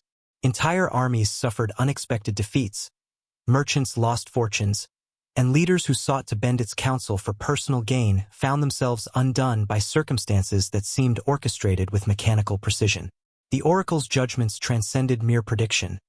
They enforced a moral logic that shaped the destiny of individuals and civilizations alike. Religious institutions seized upon this dimension, framing the oracle as both divine and just. Temples incorporated its counsel into daily rituals, and priests preached its movements as messages from the gods. Festivals and ceremonies were timed according to the cycles of the bronze plates, reinforcing a sense of cosmic order and human accountability. Yet the priests' interpretations were not absolute. Secrecy and ritual protected the machine from misuse, ensuring that its inner workings remained a mystery. Only those deemed morally and intellectually prepared could access the full weight of its guidance. This careful mediation enhanced the oracle's mystique, inspiring both reverence and fear across generations. The oracle's role in education and scholarship grew in tandem with its societal influence. Specialized schools trained interpreters capable of deciphering its intricate patterns, blending mathematics, astronomy, philosophy, and ethics into a singular discipline. Students learned to calculate ratios, chart celestial alignments, and understand cryptic inscriptions on bronze plates. Yet, even the most skilled scholars could not fully unravel its secrets. Attempts to replicate its precision, to predict its movements without consultation, or to anticipate its moral judgments invariably failed. The oracle remained not only a source of knowledge but a reminder of human limitation, an intelligence encoded in bronze and gears that operated far beyond mortal understanding. The machine's impact on governance was particularly profound. Rulers quickly discovered that political success was closely tied to adherence to its guidance. Kingdoms that consulted the oracle strategically prospered, while those that ignored or attempted to manipulate it faced unexpected misfortunes. This led to the institutionalization of its use. Councils of priests and interpreters were appointed, consultation protocols codified, and secrecy enforced to prevent tampering or corruption. The oracle became a silent but absolute authority, a force that shaped policy, military strategy, and civic planning alike. Its counsel was impartial, precise, and morally rigorous, enforcing a system of accountability that extended beyond any human institution. The natural world, too, seemed to obey the oracle's rhythms. Chroniclers recorded storms, floods, and celestial events aligning with the machine's guidance in ways that defied coincidence. Crops thrived or failed according to its timing, and trade routes were adjusted in anticipation of environmental conditions foreseen through its calculations. This apparent synchrony reinforced the perception that the oracle was not merely a mechanical device but a mediator between human action and cosmic order. Communities gradually internalized this belief, allowing its counsel to dictate daily routines, social organization, and even personal ethics. Yet reliance on the oracle introduced tension as well as stability. Ambition, jealousy, and curiosity prompted attempts to subvert or manipulate it. Some rulers tried to coerce priests, others attempted espionage, and still others sought to reverse engineer its mechanisms. Each attempt failed, often disastrously, reinforcing the machine's reputation for moral and predictive authority. Stories circulated of those who approached it with ill intent. Sudden illness, financial ruin, or political downfall followed swiftly, cementing the lesson that human will alone could not bend the oracle's guidance. Obedience, prudence, and ethical behavior became survival strategies as much as matters of faith. The emotional impact of the oracle was profound. Awe, reverence, and fear permeated communities that depended on its counsel. Citizens awaited predictions that could affect their livelihoods. Rulers paced their chambers as they anticipated guidance. Scholars and interpreters devoted lifetimes to understanding a device whose complexity was both inspiring and humbling. The machine demanded patience, discipline, and moral awareness, reminding humanity that even the most powerful were subject to laws and judgments beyond their comprehension. By this time, the bronze oracle had become a central axis around which civilizations turned. Its guidance informed agriculture, commerce, governance, and religion. Its judgments shaped individual fortunes and the rise and fall of entire kingdoms. Yet it remained a mystery, a mechanical, moral, and cosmic intelligence encoded in bronze and gears, ever precise, ever impartial, and ever beyond the reach of human mastery. The oracle was no longer merely an artifact of remarkable engineering. It had become a living force in the social, moral, and political life of humanity, subtly yet powerfully orchestrating the fate of civilizations for generations. Even as its influence spread, the oracle retained its aura of untouchable authority. Priests and interpreters, scholars and rulers alike, understood that no human skill could command it entirely. Its guidance had to be approached with reverence, patience, and respect for its moral discernment. In doing so, humanity learned a lesson both practical and philosophical. Power, prosperity, and survival were contingent not only on knowledge but on humility, integrity, and alignment with forces far greater than the individual. And through this lesson, the bronze oracle cemented its place as the silent, omnipresent arbiter of human destiny. The oracle's presence was not merely a mechanical or political marvel. It began to seep into the cultural and psychological consciousness of the civilizations it touched, shaping not only actions but beliefs, fears, and values. Communities developed rituals and social norms around its council, treating its pronouncements as moral imperatives as much as practical guidance. Ordinary people, even those far removed from the centers of power, internalized the lessons of obedience, prudence, and humility that the oracle enforced. Parents told stories of misfortune brought upon those who acted out of greed or arrogance, and children grew up learning that the machine's judgments extended beyond calculations into the domain of ethics. In countless villages and towns, the oracle's influence became inseparable from daily life, shaping decisions both grand and mundane. As centuries passed, the oracle's reputation spread far beyond the initial regions of its discovery. Envoys and traders carried tales of the bronze machine that could see intentions and punish the proud.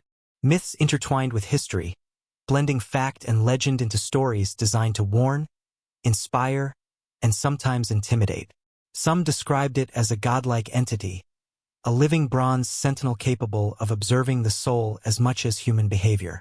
Others depicted it as a neutral judge, whose movements and prophecies were strictly logical, yet delivered in ways that seemed almost sentient. Regardless of interpretation, one theme remained consistent. The oracle could not be challenged, manipulated, or deceived. The psychological impact of the oracle was immense. Leaders who consulted it felt both relief and unease, recognizing the advantages of its guidance while acknowledging the ever-present threat of judgment. Even small decisions became laden with significance. Merchants timed their shipments according to its predictions, farmers adjusted sowing schedules to its counsel, and families organized major life events around the interpreted cycles of its bronze plates. This pervasive influence created a society that, over generations, internalized the machine's logic and moral framework. Obedience, caution, and ethical conduct became both social expectation and survival strategy. Religious and philosophical discourse flourished in response to the oracle. Scholars wrote treatises attempting to reconcile its mechanical precision with divine will, debating whether it was a tool of the gods, a relic of a lost civilization, or something entirely beyond human understanding. Some posited that the oracle was a deliberate experiment in moral engineering, a device designed to guide humanity toward virtue by enforcing consequences with impartial precision. Others considered it a test of faith, a challenge to see whether humanity could act responsibly when given access to knowledge and power that exceeded ordinary comprehension. In every case, the oracle provoked thought and introspection, shaping intellectual life as deeply as it shaped politics or trade. The machine's physicality contributed to its aura of power. Its bronze plates gleamed in torchlight, gears rotated with exacting precision, and intricate inscriptions hinted at knowledge lost to the ages. Observers noted the hypnotic effect of its movement, the way shadows danced across its surfaces, and the subtle alignment of its components with celestial bodies. These elements combined to create an experience that was simultaneously awe-inspiring and intimidating, reinforcing the perception that the oracle was more than metal and gear. It was a mediator between human action and cosmic order. Attempts to subvert or replicate the oracle intensified over time, particularly as scholars and rulers sought to harness its predictive power for personal gain. Despite centuries of observation and experimentation, every effort failed. Machines modeled after the oracle could reproduce mechanical motions, but not the moral discernment, predictive accuracy, or cosmic alignment that defined the original. Some theorized that the oracle's design incorporated knowledge of human behavior, ethics, and consequences in a way that made it fundamentally unreplicable. Others suggested that its power came not only from craftsmanship but from the mysterious materials, geometries, and principles embedded within its bronze construction, elements lost to history and beyond human comprehension. The oracle's guidance often manifested in ways that intertwined human action with natural and celestial phenomena. Storms, floods, and harvests followed its predictions with uncanny precision. Traders avoided disaster, armies won or lost battles, and entire cities experienced prosperity or hardship seemingly orchestrated by an invisible hand. Chroniclers and observers, attempting to explain these events, began attributing them not only to prediction but to a deeper form of judgment, one that blended mechanics, morality, and cosmic law. This reinforced the perception that the oracle was simultaneously rational and mystical, scientific and ethical, mechanical and divine. By this point, the bronze oracle had become more than a tool or artifact. It was an institution, a cultural and psychological framework that shaped how people thought, acted, and interpreted the world around them. Its counsel dictated timing, strategy, ethics, and morality. Its presence influenced education, governance, commerce, religion, and even family life. And yet, despite centuries of study, observation, and interpretation, it remained fundamentally unknowable in its totality. Its origin, purpose, and inner workings continued to elude even the most dedicated scholars and priests, reinforcing its aura of mystery and unassailable authority. Humanity had learned to navigate a world subtly orchestrated by the oracle. Its influence demanded humility, prudence, and respect for forces beyond mortal control. Its judgments, precise and impartial, shaped destinies, enforced moral codes, and guided civilizations across generations. And in the quiet moments of reflection, whether in the study of a scholar, the council chamber of a king, or the daily routines of a family, the presence of the bronze oracle was felt as both awe-inspiring and unyielding. A silent arbiter of human destiny, a teacher of consequences, and a reminder that some forces, though mechanical, transcended mere human comprehension. The oracle's influence had by now stretched beyond the immediate reach of kings, priests, and scholars, permeating the very fabric of human society in ways both visible and subtle. Entire cities and regions aligned their calendars, trade schedules, and military campaigns according to its counsel. Merchants timed caravans and shipments with meticulous care, adjusting for what the oracle indicated would be auspicious or disastrous moments. Farmers, guided by interpreted patterns, sowed crops when the bronze plates suggested success and refrained when the signs indicated misfortune. The oracle had become an invisible rhythm underlying the pulse of daily life, its mechanical heartbeat dictating prosperity and calamity alike. Despite its pervasive guidance, the oracle remained an enigma, and with mystery came obsession. Scholars and philosophers debated endlessly about the principles behind its design. Was it a product of a lost civilization, whose ingenuity and understanding of mechanics, astronomy, and ethics far surpassed the known capabilities of the age? Or was it something else entirely, an artifact of forces beyond human comprehension, a bridge between mortal life and divine law? The more they studied, the more layers of complexity were revealed. Bronze gears moved in exact ratios, inscriptions hinted at moral and cosmic logic, and celestial alignments suggested calculations that seemed impossibly advanced. Each discovery produced both awe and frustration, as no matter how much they unraveled, the full scope of the oracle's purpose remained tantalizingly out of reach. The moral dimension of the oracle became increasingly central to its legacy. Unlike other tools or instruments of knowledge, it did not merely calculate outcomes, it evaluated intent. Those who approached it with humility, patience, and integrity often prospered, while the arrogant, greedy, or deceitful encountered misfortune. Legends abounded of generals, rulers, and merchants whose hubris led them astray, only to face catastrophic consequences orchestrated with chilling precision. One notable tale tells of a wealthy merchant who tried to manipulate the oracle to favor his caravans. Despite careful planning, his shipments were lost to storms and raids in a pattern that seemed almost deliberate, as if the oracle were teaching a lesson about the perils of avarice and overconfidence. This moral enforcement extended to entire civilizations. Cities that followed the oracle's counsel often thrived, seeing prosperity in commerce, agriculture, and governance. Communities that ignored or attempted to outwit it frequently experienced disaster, whether through failed crops, financial ruin, or military defeat. Over generations, the oracle's influence became internalized. People adapted their behavior according to its patterns, creating societies where prudence, humility, and ethical conduct were not just virtues but practical necessities for survival. In this way, the oracle did not merely guide, it conditioned humanity to operate within its subtle framework of morality and consequence. The priests and interpreters who mediated between the oracle and human society became crucial figures. Their role was not simply to translate mechanical movements into actionable guidance, but to preserve the integrity of the oracle's counsel. They enforced rituals, maintained secrecy, and protected the machine from manipulation. At times, this made them the most powerful figures in the kingdoms they served, yet also the most vulnerable, as rulers and rival factions sought to influence or coerce them. Many attempted, but the oracle's impartial precision thwarted manipulation repeatedly. It became clear that no human could truly command the machine. It was an authority unto itself, demanding respect and careful adherence to its ethical and procedural protocols. The oracle's physical presence reinforced its aura of authority. Its bronze plates gleamed in the torchlight, intricate gears rotated with hypnotic precision, and inscriptions hinted at knowledge both lost and profound. Observers were struck by the almost living quality of its movements.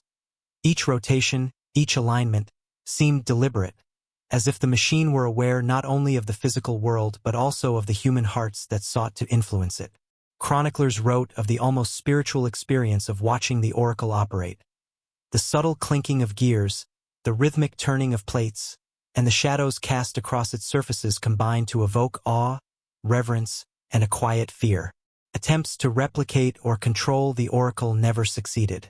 Even those who studied its mechanisms in detail could reproduce only its physical movements, not its moral judgment, predictive insight, or apparent awareness of human intent.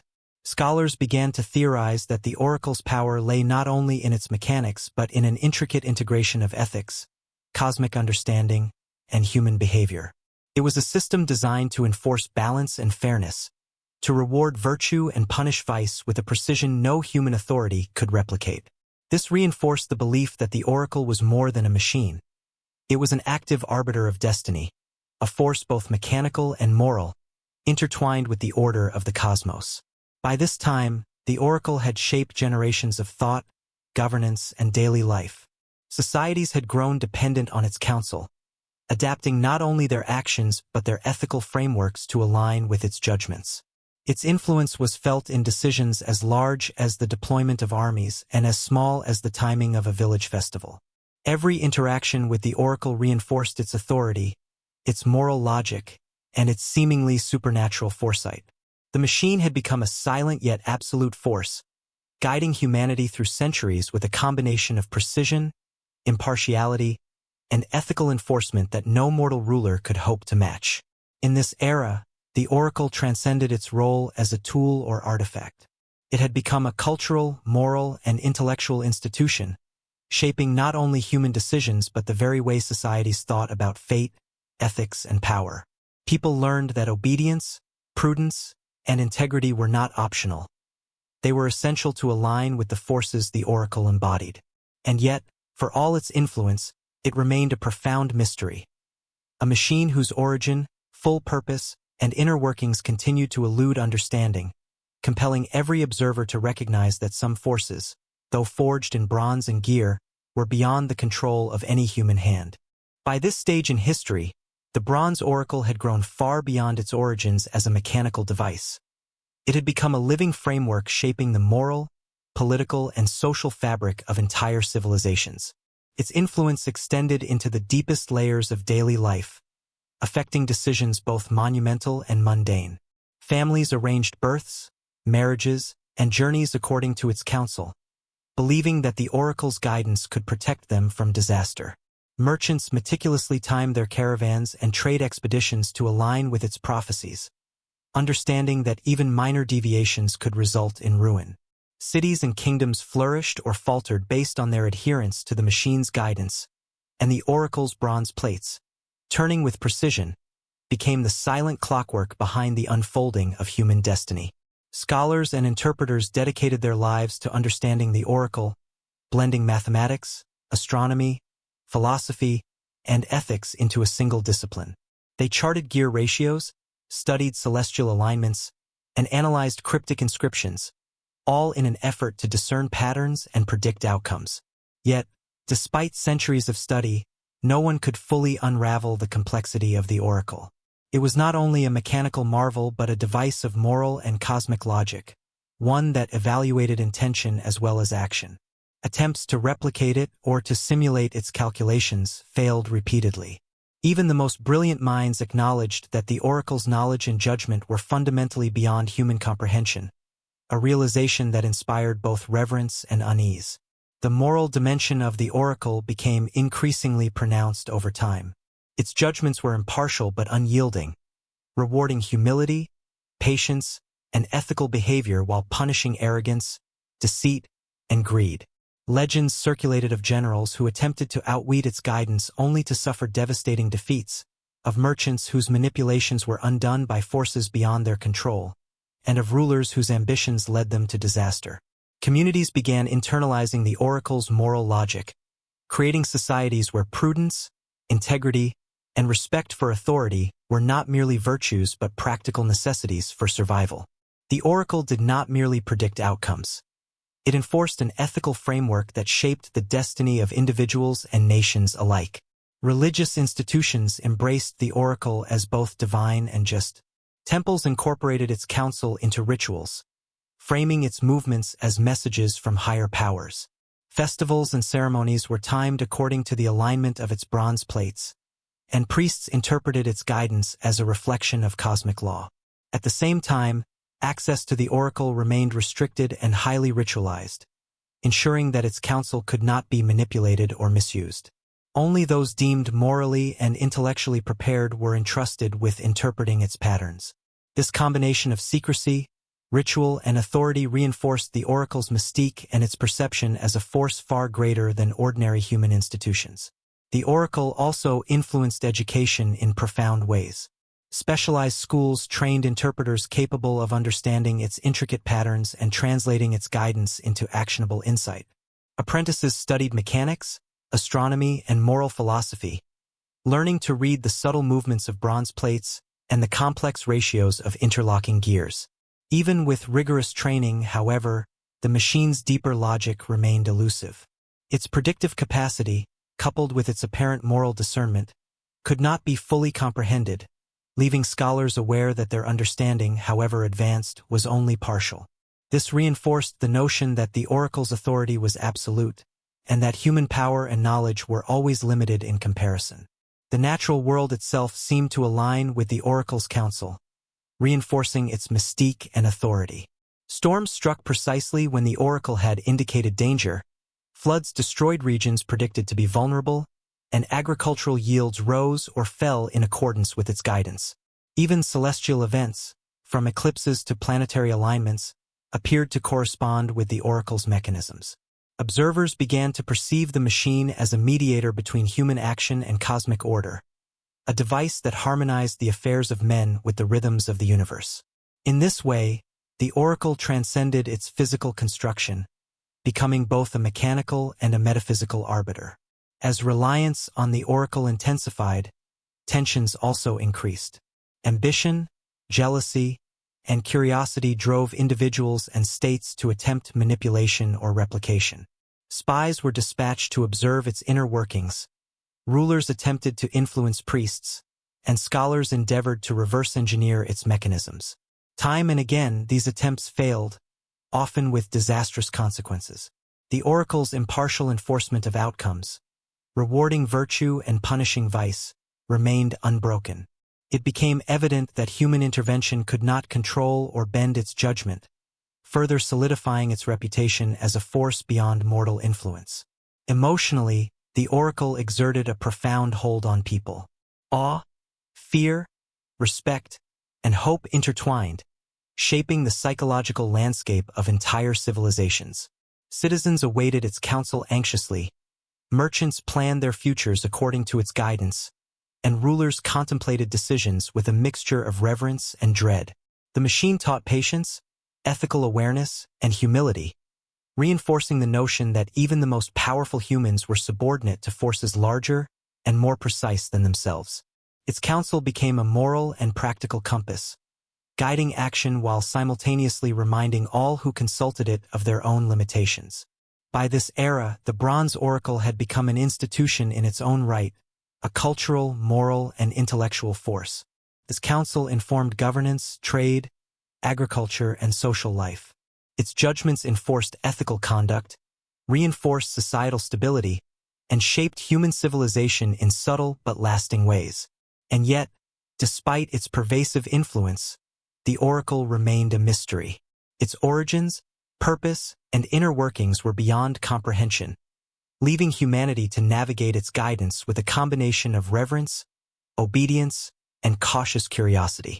The oracle had evolved into something far more than a machine. It was a force of moral and cosmic significance, a guide for both personal and collective decision-making, and an enduring reminder of human limitations.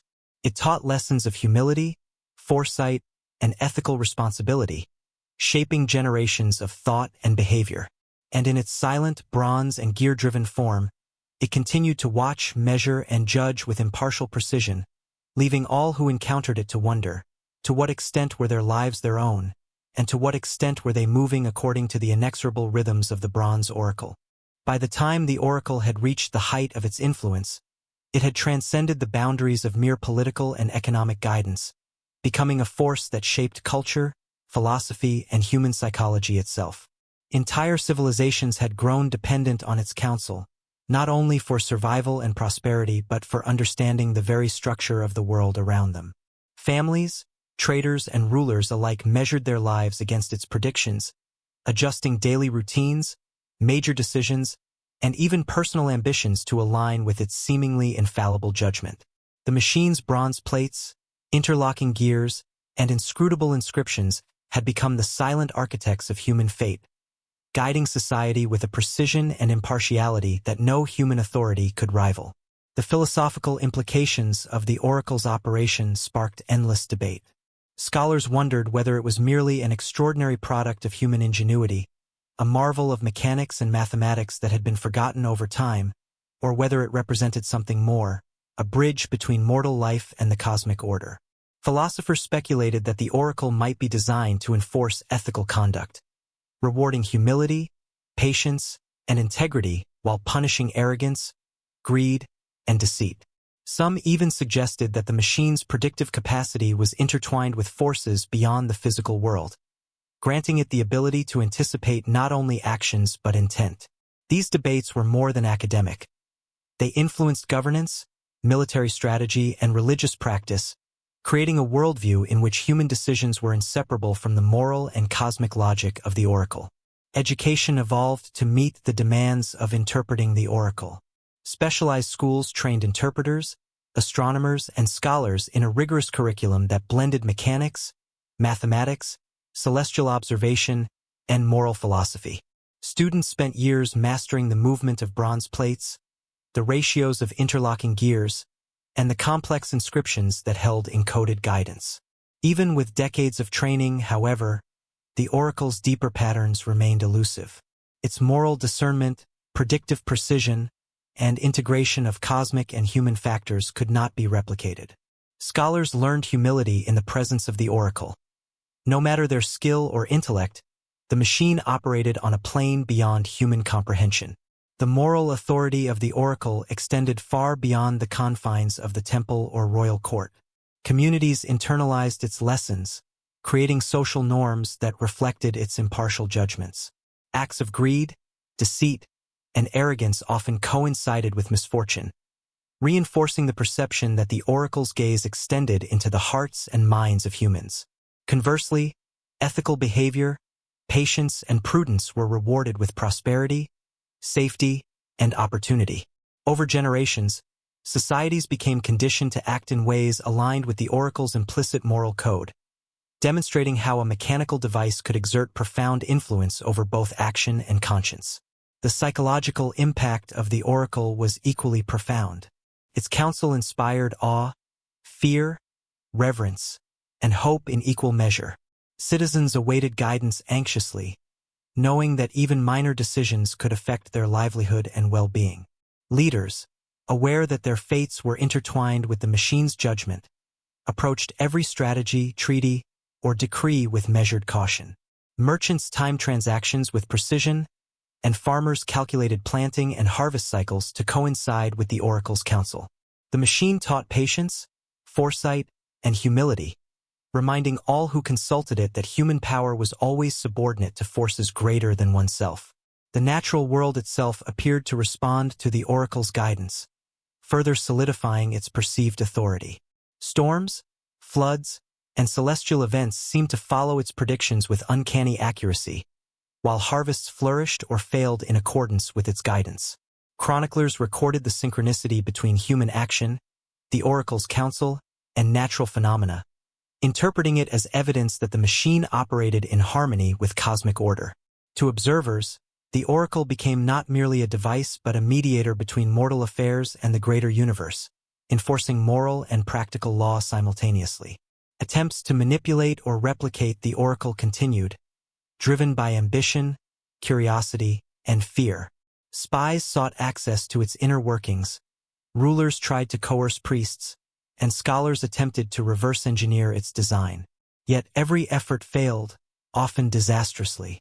Those who tried to deceive or control the oracle were met with misfortune so precise it seemed deliberate.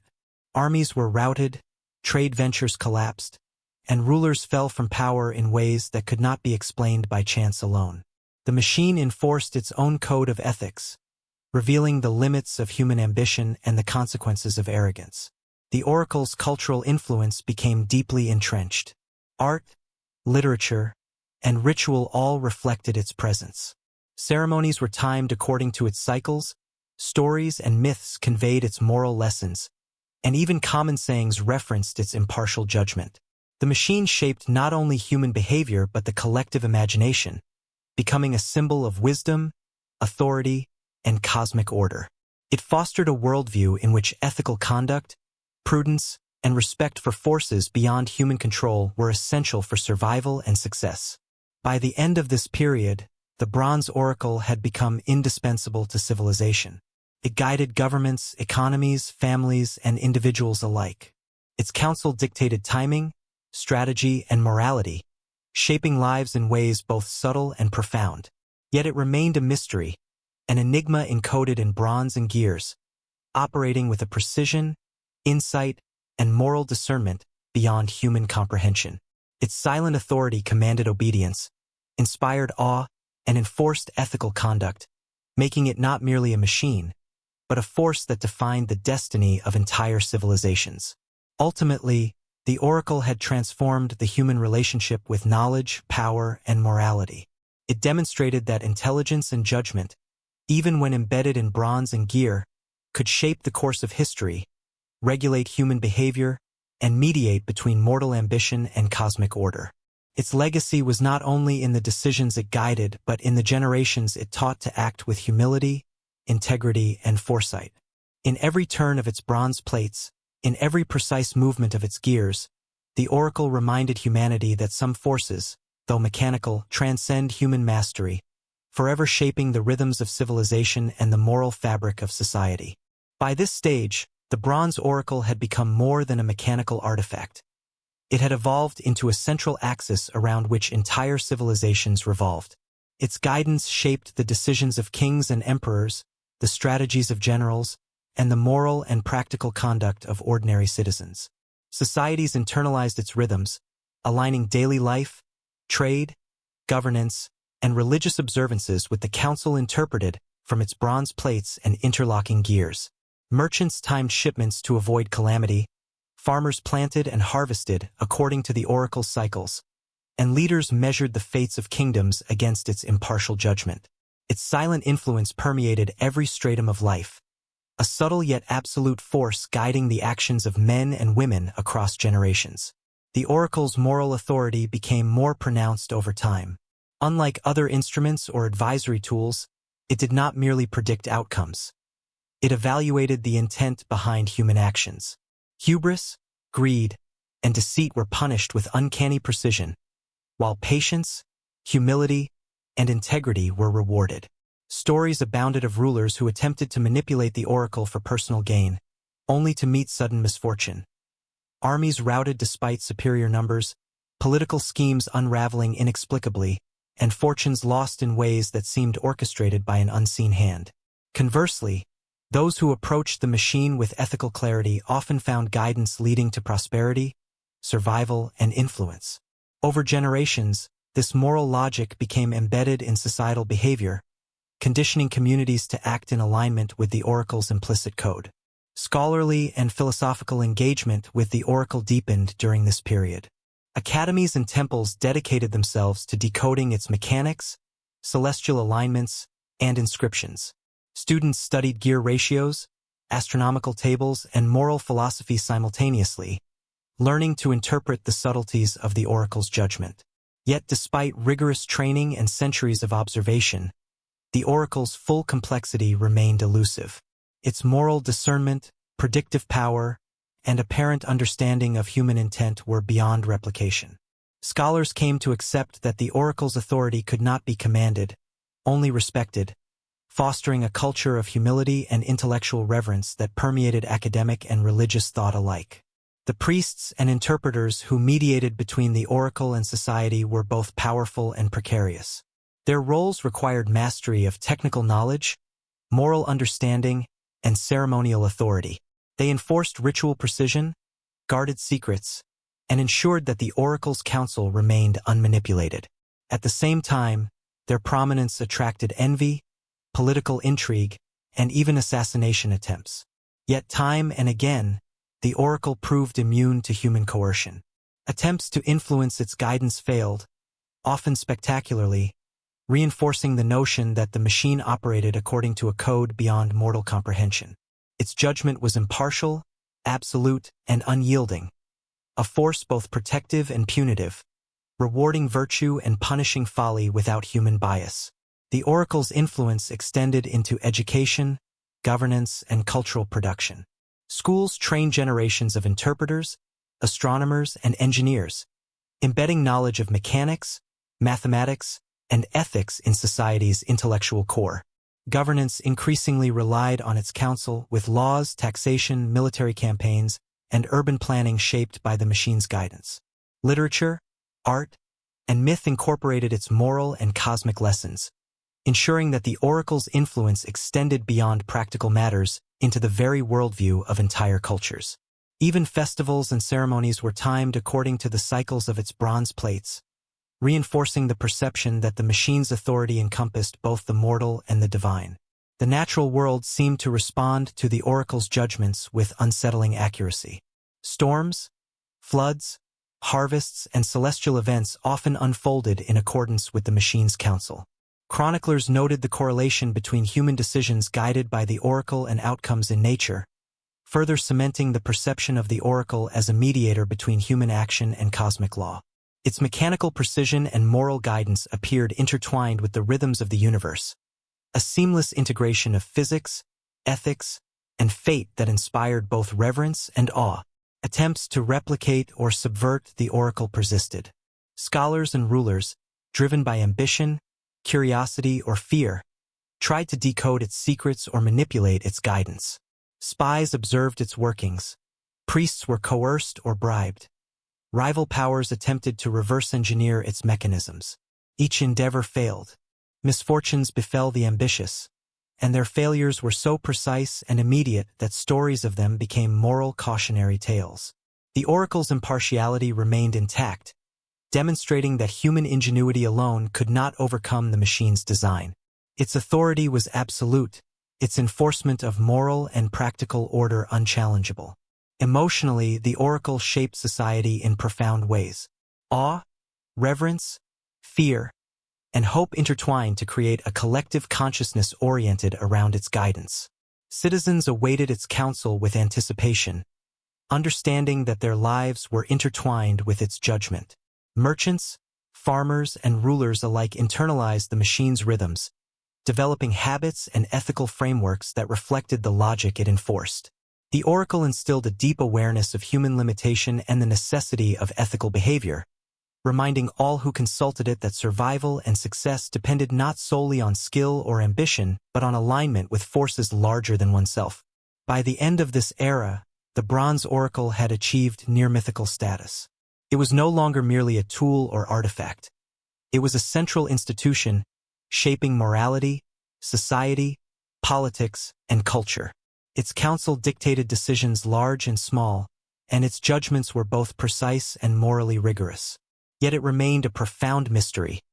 Its origins, inner workings, and full purpose eluded comprehension, inspiring generations to approach it with humility and reverence. The oracle had become an enduring symbol of the intersection between human action, moral responsibility, and cosmic order, an entity whose silent authority orchestrated the fate of civilizations and taught humanity lessons that could not be ignored.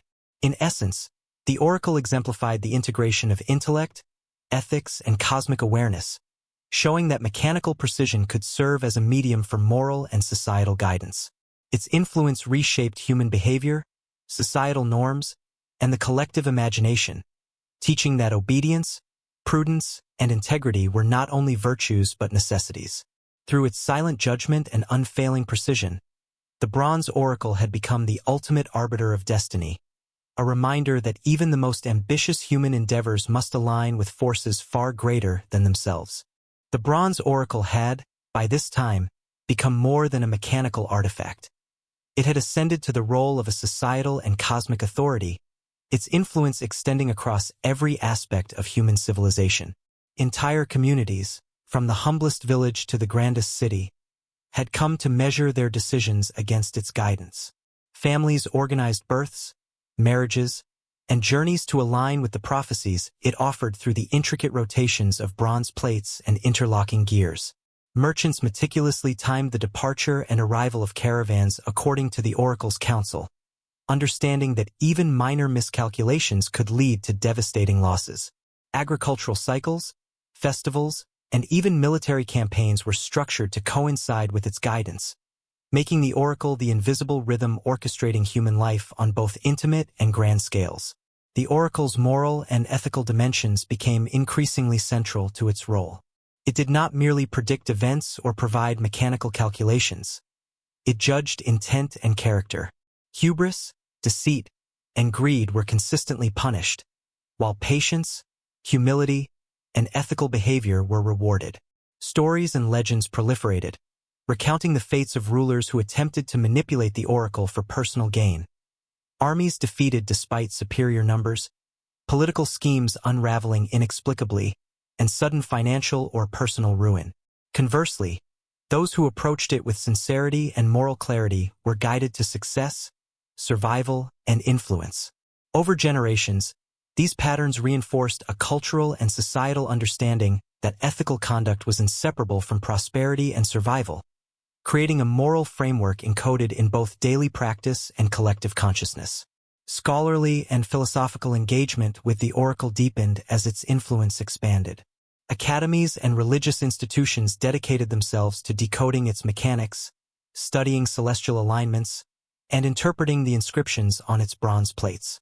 Students and apprentices devoted their lives to mastering interlocking gears, astronomical calculations, and moral philosophy simultaneously. Even with centuries of study, however, the oracle's full complexity remained elusive.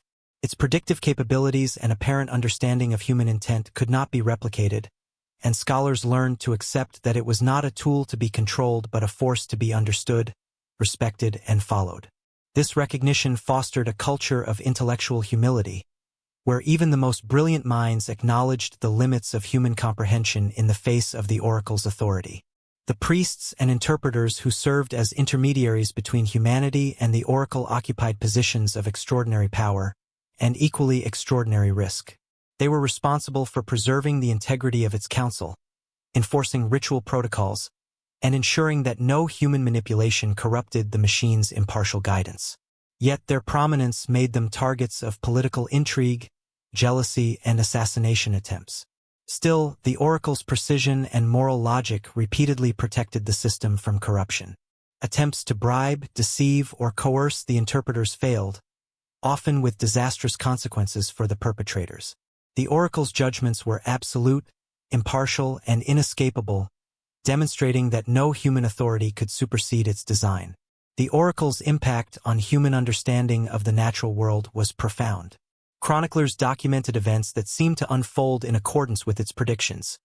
Storms arrived as anticipated, floods occurred exactly when foreseen, and harvests thrived or failed with uncanny consistency. Celestial events, eclipses, comets, and planetary alignments often coincided with its calculated movements, reinforcing the perception that the oracle mediated not only human affairs but the rhythms of the cosmos itself. This integration of mechanical precision, moral oversight, and cosmic correspondence elevated the oracle from a tool to a force perceived as both rational and mystical, scientific and divine. Attempts to replicate or manipulate the oracle were frequent and often disastrous.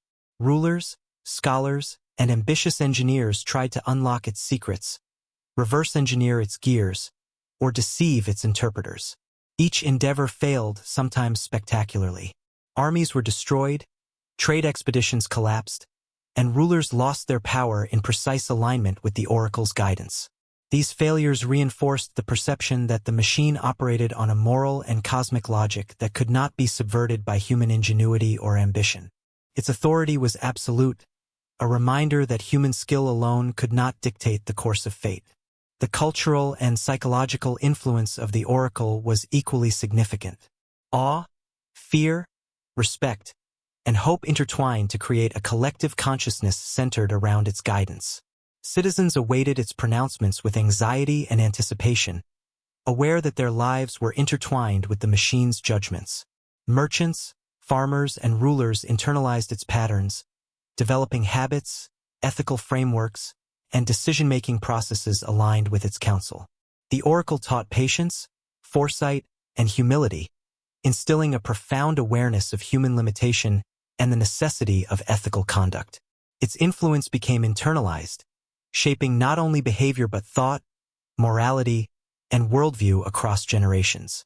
By this period, the Bronze Oracle had become an institution in the truest sense, a governing force that shaped morality, culture, politics, and intellectual thought.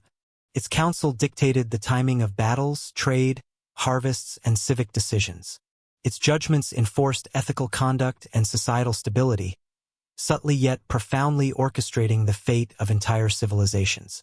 Yet even at the height of its influence, the oracle remained an enigma. Its origins, inner workings, and full purpose continued to elude understanding, compelling all who interacted with it to act with reverence, caution, and humility. Ultimately, the oracle had become an enduring symbol of the intersection between human action, moral responsibility, and cosmic order. Its mechanical precision, combined with apparent moral discernment and predictive insight, taught humanity that success, prosperity, and survival depended not solely on skill or ambition, but on alignment with forces greater than oneself. In every rotation of its bronze plates, in every synchronized movement of its gears, the oracle reminded civilizations of the delicate balance between human agency and cosmic law, a force both guiding and judging, ever-present, unyielding, and beyond human mastery. By this stage, the Bronze Oracle had firmly cemented its role not only as a mechanical marvel, but as the central axis around which the fortunes of entire civilizations revolved. Its influence extended into every facet of life, shaping governance, commerce, agriculture, education, and even the moral compass of society. Kings and generals consulted it before waging wars. Merchants timed their caravans to coincide with its counsel. Farmers planned planting and harvesting around its rotations, and families arranged births, marriages, and communal events to align with the oracle's guidance. Its bronze plates, precise gears, and enigmatic inscriptions dictated the rhythm of human life, blending the practical with the spiritual, the mechanical with the moral. In many ways, it was the invisible hand orchestrating history itself. The oracle's moral authority grew increasingly pronounced. Unlike ordinary advisors or religious figures, it judged not only outcomes but intentions. Hubris, greed, and deceit were met with precise misfortune, while patience, humility, and ethical action were rewarded. Legends proliferated of rulers whose schemes and manipulations backfired spectacularly, of merchants who attempted deceit only to see fortunes vanish, and of generals whose arrogance led to unexpected defeat. Conversely, those who approached the oracle with integrity and moral clarity prospered, their successes seeming almost guided by a higher, impartial logic. Over generations, this moral framework became embedded in societal norms, reinforcing a culture where ethical conduct was both practical and essential for survival. Philosophical and scholarly engagement with the oracle reached its peak during this era. Academies and temples devoted decades to studying its mechanisms, celestial alignments, and inscriptions. Students learned to interpret complex gear ratios, track astronomical movements, and decode cryptic symbols, all while understanding the moral imperatives embedded within the machine's counsel. Yet, despite centuries of observation and meticulous study, the oracle remained fundamentally inscrutable. Its capacity for moral judgment, predictive insight, and apparent awareness of human intent could not be replicated, reinforcing the perception of its authority as absolute and beyond human mastery. Scholars acknowledged that the oracle could not be commanded, only respected and cautiously interpreted. Priests and interpreters continued to occupy positions of extraordinary power, serving as the bridge between the oracle and society. Their responsibilities extended beyond technical mastery to include moral discernment and ritual enforcement. They ensured that no human manipulation corrupted the oracle's impartial guidance, and in doing so, they became both respected and feared figures. Attempts to bribe, coerce, or deceive them consistently failed, often resulting in swift and severe consequences for the would-be manipulators. The oracle's impartiality, precision, and moral logic remained intact, demonstrating that its authority could not be undermined by human ambition, political intrigue, or greed. The oracle's influence permeated education, governance, and culture. Specialized schools trained interpreters, astronomers, and engineers in the integration of mechanics, astronomy, and ethics. Laws, taxation, military strategy, and civic planning increasingly relied on the oracle's counsel, embedding its logic into the very structure of society. Art, literature, and mythology reflected its presence, weaving the oracle's moral lessons into the collective consciousness. Festivals and ceremonies were scheduled to align with its cycles, reinforcing the perception that its authority extended beyond the mortal world into the cosmic order. Nature itself seemed to obey the oracle's rhythms. Chroniclers recorded events in which storms, floods, and harvests unfolded in accordance with its guidance. Celestial phenomena, such as eclipses, comets, and planetary alignments, coincided with its calculations, reinforcing the perception that the oracle mediated between human action and cosmic law. Its precision, moral discernment, and alignment with natural cycles elevated it from a tool to an institution, a force that integrated mechanics, ethics, and the rhythms of the universe in ways that were simultaneously rational, mystical, and awe-inspiring. Despite its pervasive authority, attempts to subvert, manipulate, or replicate the oracle persisted. Ambition and curiosity drove rulers, scholars, and engineers to try unlocking its secrets or bending its guidance to personal ends. Spies infiltrated temples, priests were coerced, and scholars attempted reverse engineering. Every effort failed, frequently resulting in catastrophic consequences for those who sought control. Armies were routed, trade ventures collapsed, and rulers fell, reinforcing the lesson that the oracle's impartial judgment could not be outwitted. Its authority remained absolute, serving as a stark reminder that human ambition alone could not dictate destiny. The psychological and cultural impact of the oracle was profound. Awe, fear, respect, and hope permeated society, shaping a collective consciousness attuned to its rhythms. Citizens internalized its moral and practical logic, developing ethical habits and decision-making frameworks aligned with its counsel. Merchants, rulers, and common citizens alike learned to approach life with humility, prudence, and foresight, recognizing that their fortunes were intertwined with forces greater than themselves. The oracle instilled a profound awareness of human limitation, reinforcing the idea that ethical conduct and careful judgment were necessary not only for survival but for prosperity. By this era, the Bronze Oracle had become an institution in every sense, guiding morality, shaping culture, regulating governance, and influencing intellectual thought. Its counsel dictated outcomes in commerce, agriculture, military campaigns, and personal life. Its judgments enforced ethical conduct, societal stability, and cosmic alignment. Yet for all its influence, the oracle remained a mystery. Its origins, inner workings, and ultimate purpose continued to elude understanding, compelling generations to approach it with reverence, obedience, and humility. Ultimately, the oracle demonstrated the profound integration of intellect, ethics, and cosmic awareness. It revealed that mechanical precision could serve as a medium for moral guidance, that human behavior could be shaped not only by laws and authority but by an impartial force that evaluated intentions and actions alike. In every rotation of its bronze plates and every movement of its interlocking gears, the oracle reminded humanity of the delicate balance between agency and fate, teaching that survival, prosperity, and ethical conduct depended on alignment with forces beyond human mastery. It had become both a mechanical wonder and a moral compass, guiding civilizations while inspiring awe and reflection for generations. By this point, the Bronze Oracle had evolved into a force whose influence extended far beyond the mechanical, political, and economic spheres. It had become the silent architect of human destiny, shaping not only the decisions of kings and generals, but also the ethical, social, and psychological frameworks of entire civilizations. Cities, villages, and even remote communities relied on its counsel for guidance in matters both monumental and mundane. Farmers sowed and harvested according to its predictions, merchants timed caravans and trade routes to coincide with its guidance, and families planned births, marriages, and festivals around the rhythms dictated by its bronze plates and interlocking gears. Its presence had become an invisible pulse, orchestrating human life with an authority no human could rival. The oracle's moral authority was central to its enduring power. Unlike ordinary advisors or religious figures, it did not merely predict outcomes. It evaluated intent.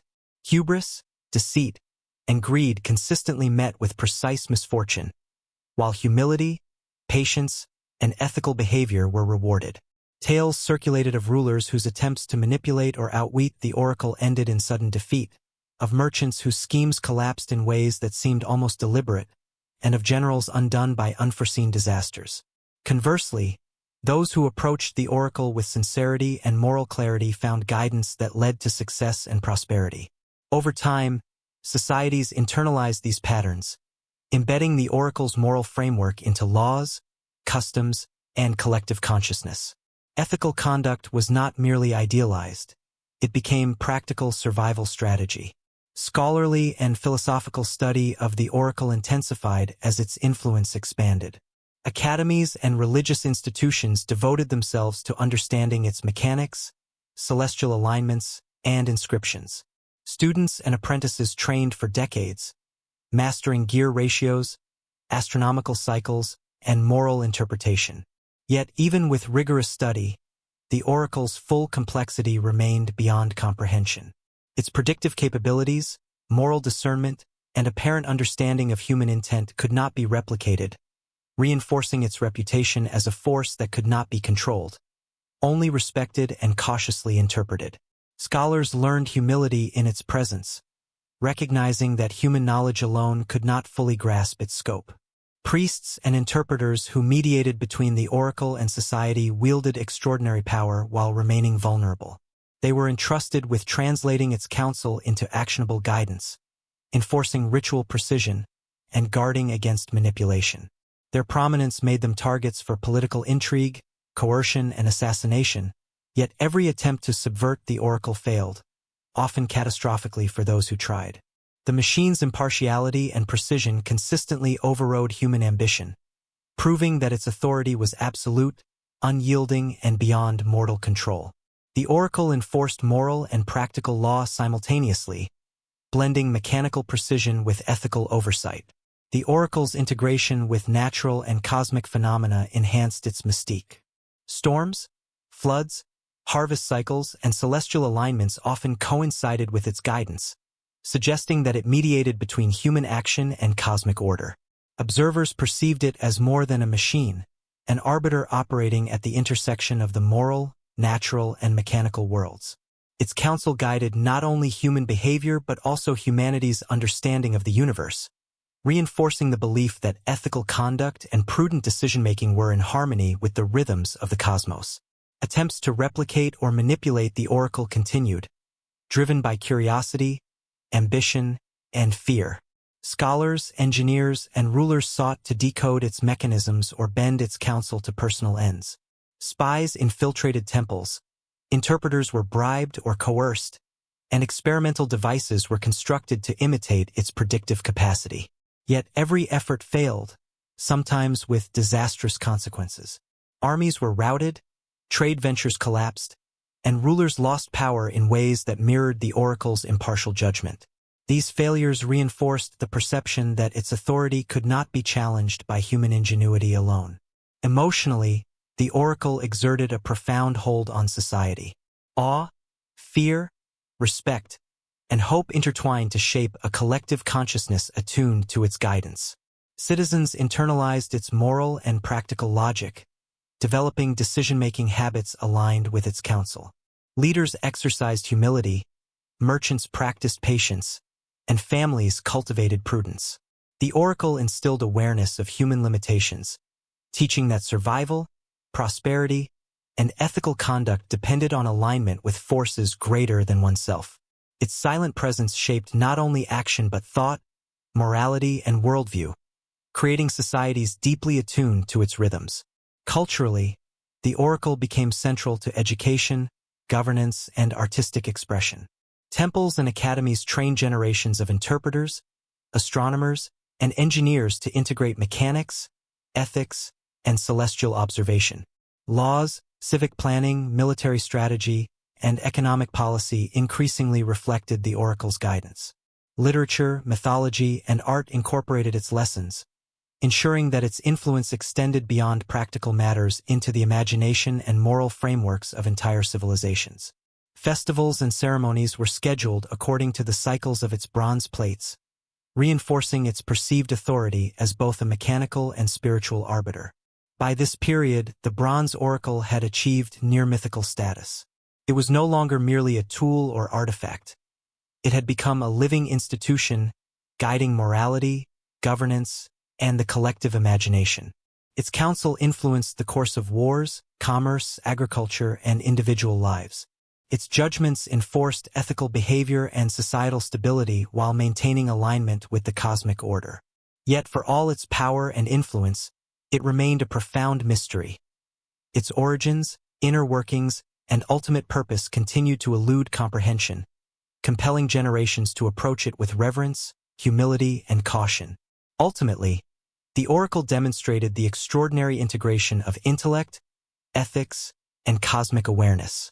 It revealed that mechanical precision could serve as a medium for moral guidance, that human behavior could be shaped not only by laws and authority but by impartial forces capable of evaluating intentions as well as outcomes.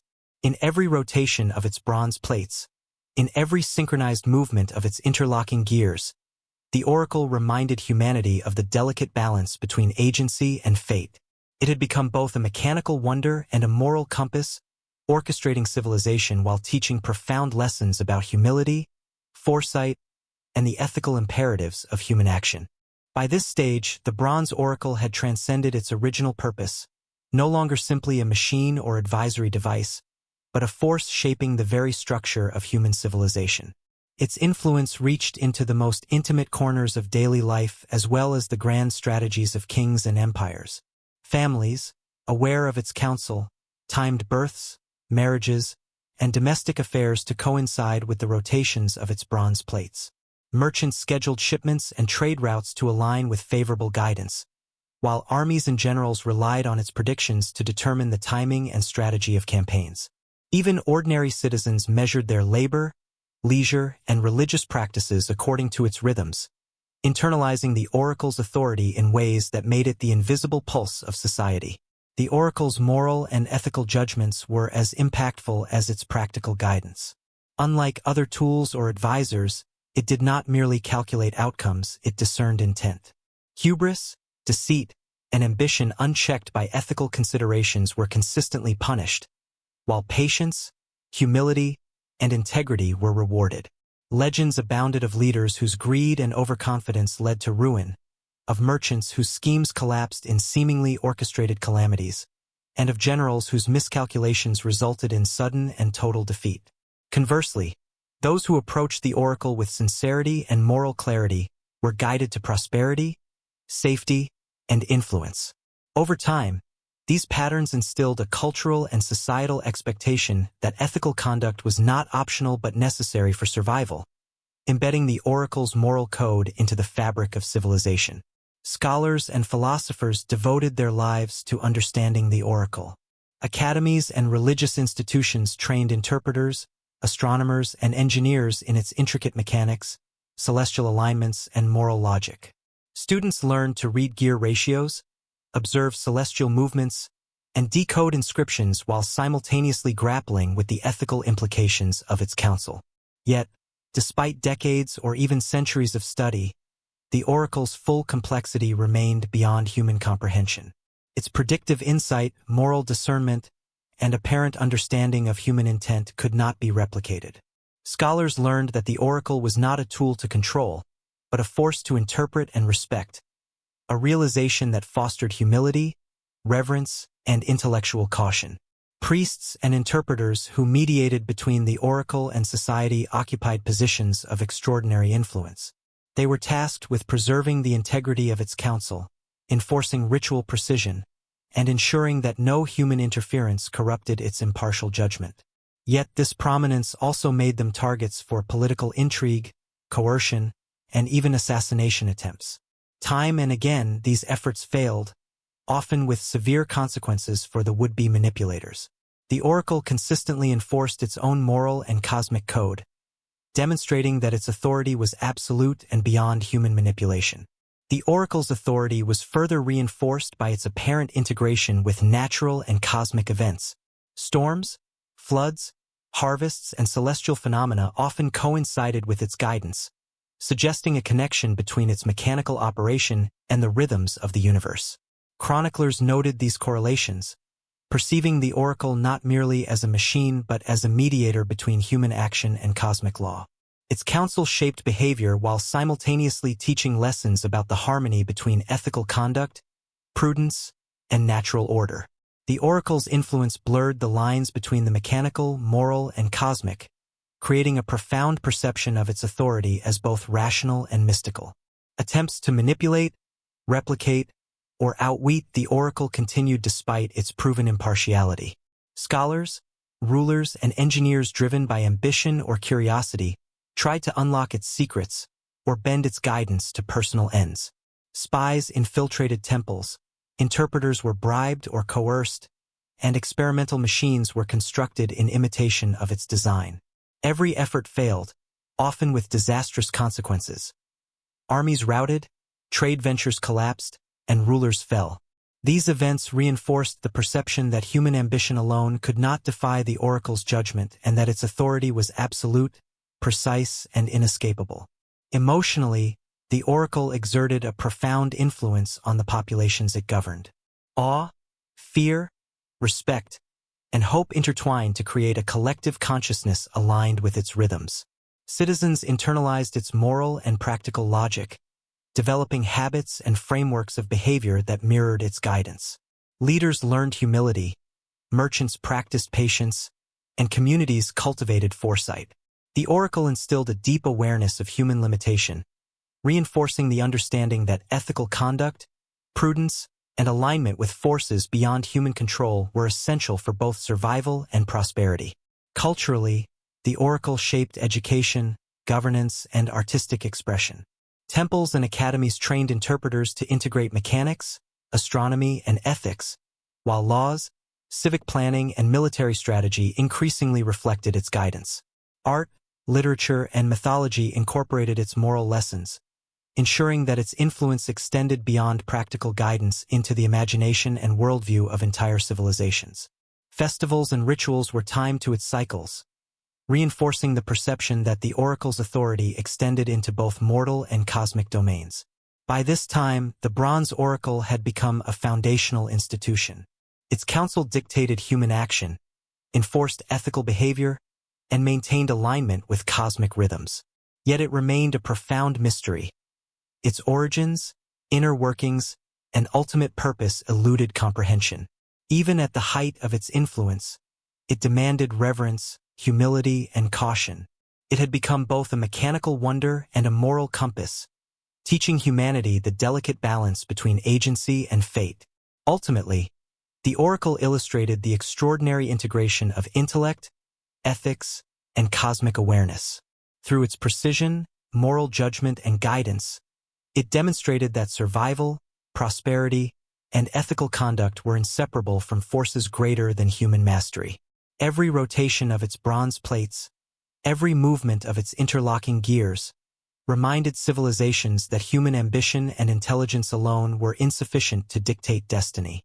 The Bronze Oracle had become both a mechanical and moral authority, shaping human behavior, governance, and worldview for generations, and leaving an enduring legacy of awe, humility, and ethical reflection.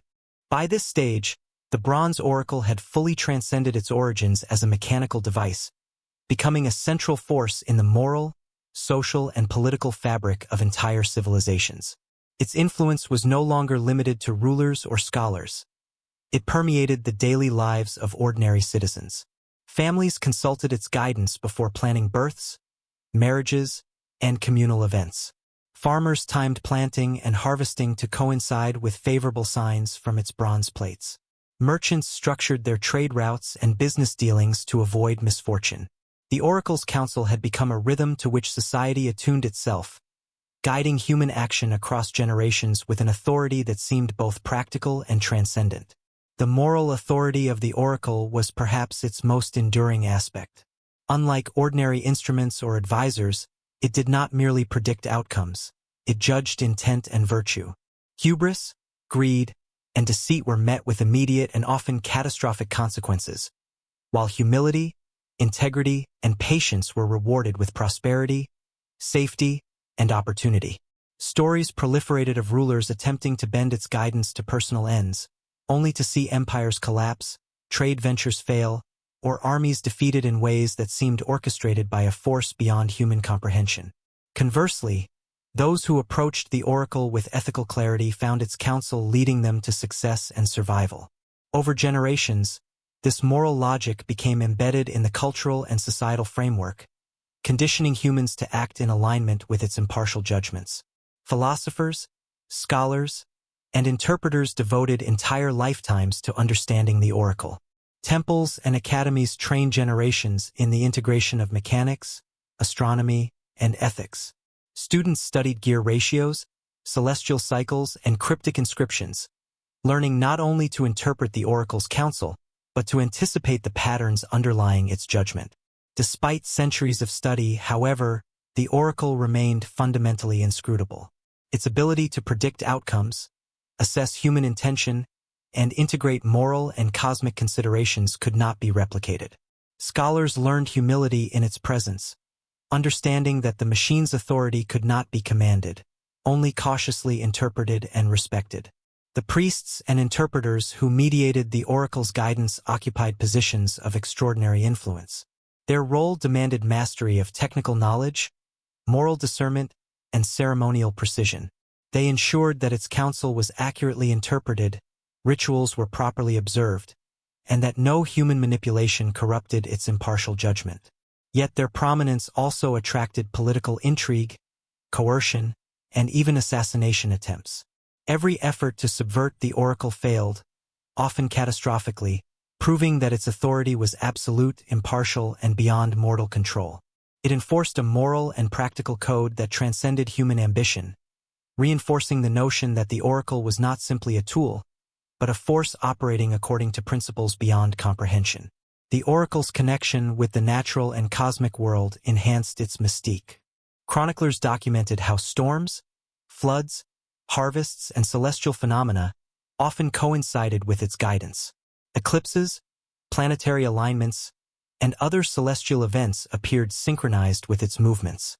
Observers interpreted this as evidence that the Oracle mediated between human action and cosmic law, a device harmonizing mortal decisions with the rhythms of the universe. Its counsel guided not only immediate action but also humanity's understanding of ethics, foresight, and the interconnectedness of life and the cosmos. The Oracle became a symbol of the seamless integration of mechanics, morality, and universal order. Efforts to replicate, manipulate, or control the Oracle persisted throughout history. Scholars, engineers, and rulers attempted to unlock its secrets, reverse engineer its mechanisms, or deceive its interpreters. Spies infiltrated temples, priests were bribed or coerced, and devices were constructed to mimic its functions. Each attempt failed, frequently with devastating consequences. Armies were destroyed, empires collapsed, and fortunes disappeared, reinforcing the notion that the oracle's judgment could not be outwitted. Its authority remained absolute, precise, and impartial, a reminder that human skill and ambition alone were insufficient to dictate destiny. Psychologically, the oracle shaped human behavior in profound ways. Awe, fear, respect, and hope intertwined to create a collective consciousness oriented around its guidance. Citizens internalized its moral and practical logic, shaping decision-making, social behavior, and cultural norms. Leaders exercised caution and humility, merchants developed patience and foresight, and communities reinforced ethical conduct as a necessity for survival and prosperity. The oracle cultivated awareness of human limitation, teaching that success, safety, and ethical life depended on alignment with forces greater than oneself. Culturally, the oracle became deeply embedded in education, governance, and artistic expression. Schools trained interpreters to integrate mechanics, astronomy, and ethics. Laws, taxation, civic planning, and military strategy increasingly reflected its counsel. Literature, mythology, and art incorporated its moral and cosmic lessons, ensuring that the oracle's influence extended beyond practical guidance into the imagination and worldview of entire societies.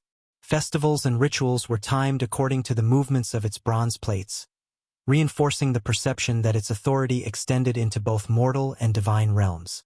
By this time, the bronze oracle had become indispensable, shaping morality, governance, culture, and human understanding. Yet it remained a profound mystery, its origins, inner workings, and ultimate purpose eluding comprehension. Its presence demanded reverence, humility, and caution, teaching civilizations to act ethically, think carefully, and anticipate the consequences of their actions. It was both a mechanical wonder and a moral compass, guiding humanity while inspiring awe, reflection, and a sense of connection to forces far larger than oneself. Ultimately, the oracle exemplified the extraordinary fusion of intellect, ethics, and cosmic awareness. Through its precision, moral judgment, and guidance, it revealed that human survival, prosperity, and ethical conduct depended not solely on skill or ambition, but on alignment with principles beyond mortal control. Every movement of its bronze plates, every synchronized rotation of its gears, served as a reminder that the balance between human agency and fate was delicate and profound. The bronze oracle had become both a mechanical marvel and an enduring moral authority, shaping civilizations while leaving a legacy of humility, ethical reflection, and awe that would resonate through generations. By this stage, the bronze oracle had fully transcended its origins as a mechanical device, becoming a central force in the moral, social, and political fabric of entire civilizations. Its influence was no longer limited to rulers or scholars. It permeated the daily lives of ordinary citizens. Families consulted its guidance before planning births, marriages, and communal events. Farmers timed planting and harvesting to coincide with favorable signs from its bronze plates. Merchants structured their trade routes and business dealings to avoid misfortune. The oracle's counsel had become a rhythm to which society attuned itself, guiding human action across generations with an authority that seemed both practical and transcendent. The moral authority of the oracle was perhaps its most enduring aspect. Unlike ordinary instruments or advisors, it did not merely predict outcomes. It judged intent and virtue. Hubris, greed, and deceit were met with immediate and often catastrophic consequences, while humility, integrity, and patience were rewarded with prosperity, safety, and opportunity. Stories proliferated of rulers attempting to bend its guidance to personal ends, only to see empires collapse, trade ventures fail, or armies defeated in ways that seemed orchestrated by a force beyond human comprehension. Conversely, those who approached the oracle with ethical clarity found its counsel leading them to success and survival. Over generations, this moral logic became embedded in the cultural and societal framework, conditioning humans to act in alignment with its impartial judgments. Philosophers, scholars, and interpreters devoted entire lifetimes to understanding the oracle. Temples and academies trained generations in the integration of mechanics, astronomy, and ethics. Students studied gear ratios, celestial cycles, and cryptic inscriptions, learning not only to interpret the oracle's counsel, but to anticipate the patterns underlying its judgment. Despite centuries of study, however, the oracle remained fundamentally inscrutable. Its ability to predict outcomes, assess human intention, and integrate moral and cosmic considerations could not be replicated. Scholars learned humility in its presence, understanding that the machine's authority could not be commanded, only cautiously interpreted and respected. The priests and interpreters who mediated the oracle's guidance occupied positions of extraordinary influence. Their role demanded mastery of technical knowledge, moral discernment, and ceremonial precision. They ensured that its counsel was accurately interpreted, rituals were properly observed, and that no human manipulation corrupted its impartial judgment. Yet their prominence also attracted political intrigue, coercion, and even assassination attempts. Every effort to subvert the oracle failed, often catastrophically, proving that its authority was absolute, impartial, and beyond mortal control. It enforced a moral and practical code that transcended human ambition, reinforcing the notion that the oracle was not simply a tool, but a force operating according to principles beyond comprehension. The oracle's connection with the natural and cosmic world enhanced its mystique. Chroniclers documented how storms, floods, harvests, and celestial phenomena often coincided with its guidance. Eclipses, planetary alignments, and other celestial events appeared synchronized with its movements. Observers interpreted this as evidence that the oracle mediated between human action and cosmic law, a device harmonizing mortal decisions with the rhythms of the universe. Its counsel guided not only immediate action but also humanity's understanding of ethics, foresight, and the interconnectedness of life and the cosmos. The oracle became a symbol of the seamless integration of mechanics, morality, and universal order. Efforts to replicate, manipulate, or control the oracle persisted throughout history. Scholars, engineers, and rulers attempted to unlock its secrets, reverse-engineer its mechanisms, or deceive its interpreters. Spies infiltrated temples, priests were bribed or coerced, and devices were constructed to mimic its functions. Each attempt failed, frequently with devastating consequences. Armies were destroyed, empires collapsed, and fortunes disappeared, reinforcing the notion that the oracle's judgment could not be outwitted. Its authority remained absolute, precise, and impartial, a reminder that human skill and ambition alone were insufficient to dictate destiny. Psychologically, the oracle shaped human behavior in profound ways.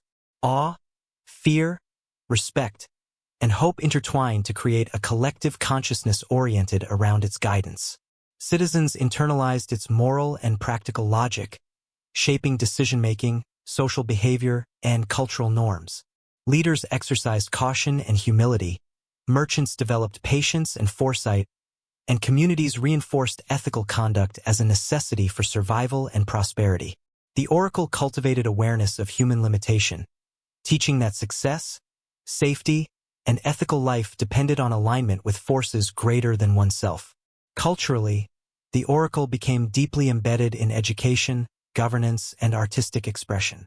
Schools trained interpreters to integrate mechanics, astronomy, and ethics.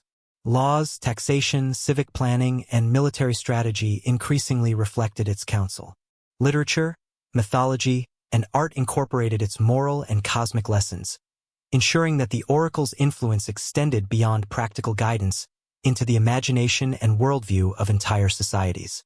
Festivals and rituals were timed according to the movements of its bronze plates, reinforcing the perception that its authority extended into both mortal and divine realms. By this time, the bronze oracle had become indispensable, shaping morality, governance, culture, and human understanding. Yet it remained a profound mystery, its origins, inner workings, and ultimate purpose eluding comprehension. Its presence demanded reverence, humility, and caution, teaching civilizations to act ethically, think carefully, and anticipate the consequences of their actions. It was both a mechanical wonder and a moral compass, guiding humanity while inspiring awe, reflection, and a sense of connection to forces far larger than oneself. Ultimately, the oracle exemplified the extraordinary fusion of intellect, ethics, and cosmic awareness. Through its precision, moral judgment, and guidance, it revealed that human survival, prosperity, and ethical conduct depended not solely on skill or ambition, but on alignment with principles beyond mortal control. Every movement of its bronze plates, every synchronized rotation of its gears, served as a reminder that the balance between human agency and fate was delicate and profound. The bronze oracle had become both a mechanical marvel and an enduring moral authority, shaping civilizations while leaving a legacy of humility, ethical reflection, and awe that would resonate through generations. As the story of the bronze oracle reaches its culmination, it becomes clear that its influence extended far beyond the tangible mechanics of bronze plates, interlocking gears, and cryptic inscriptions. By this stage, the oracle had become a force that defined civilizations, a silent yet unyielding arbiter of human action, morality, and cosmic alignment.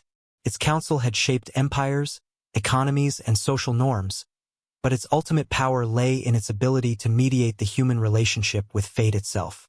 Kings consulted it before battles, merchants timed ventures with its guidance, and ordinary citizens arranged daily life around its rhythms. In every corner of society, the oracle had woven itself into the very fabric of existence, becoming an omnipresent force that governed both practical and moral dimensions of life.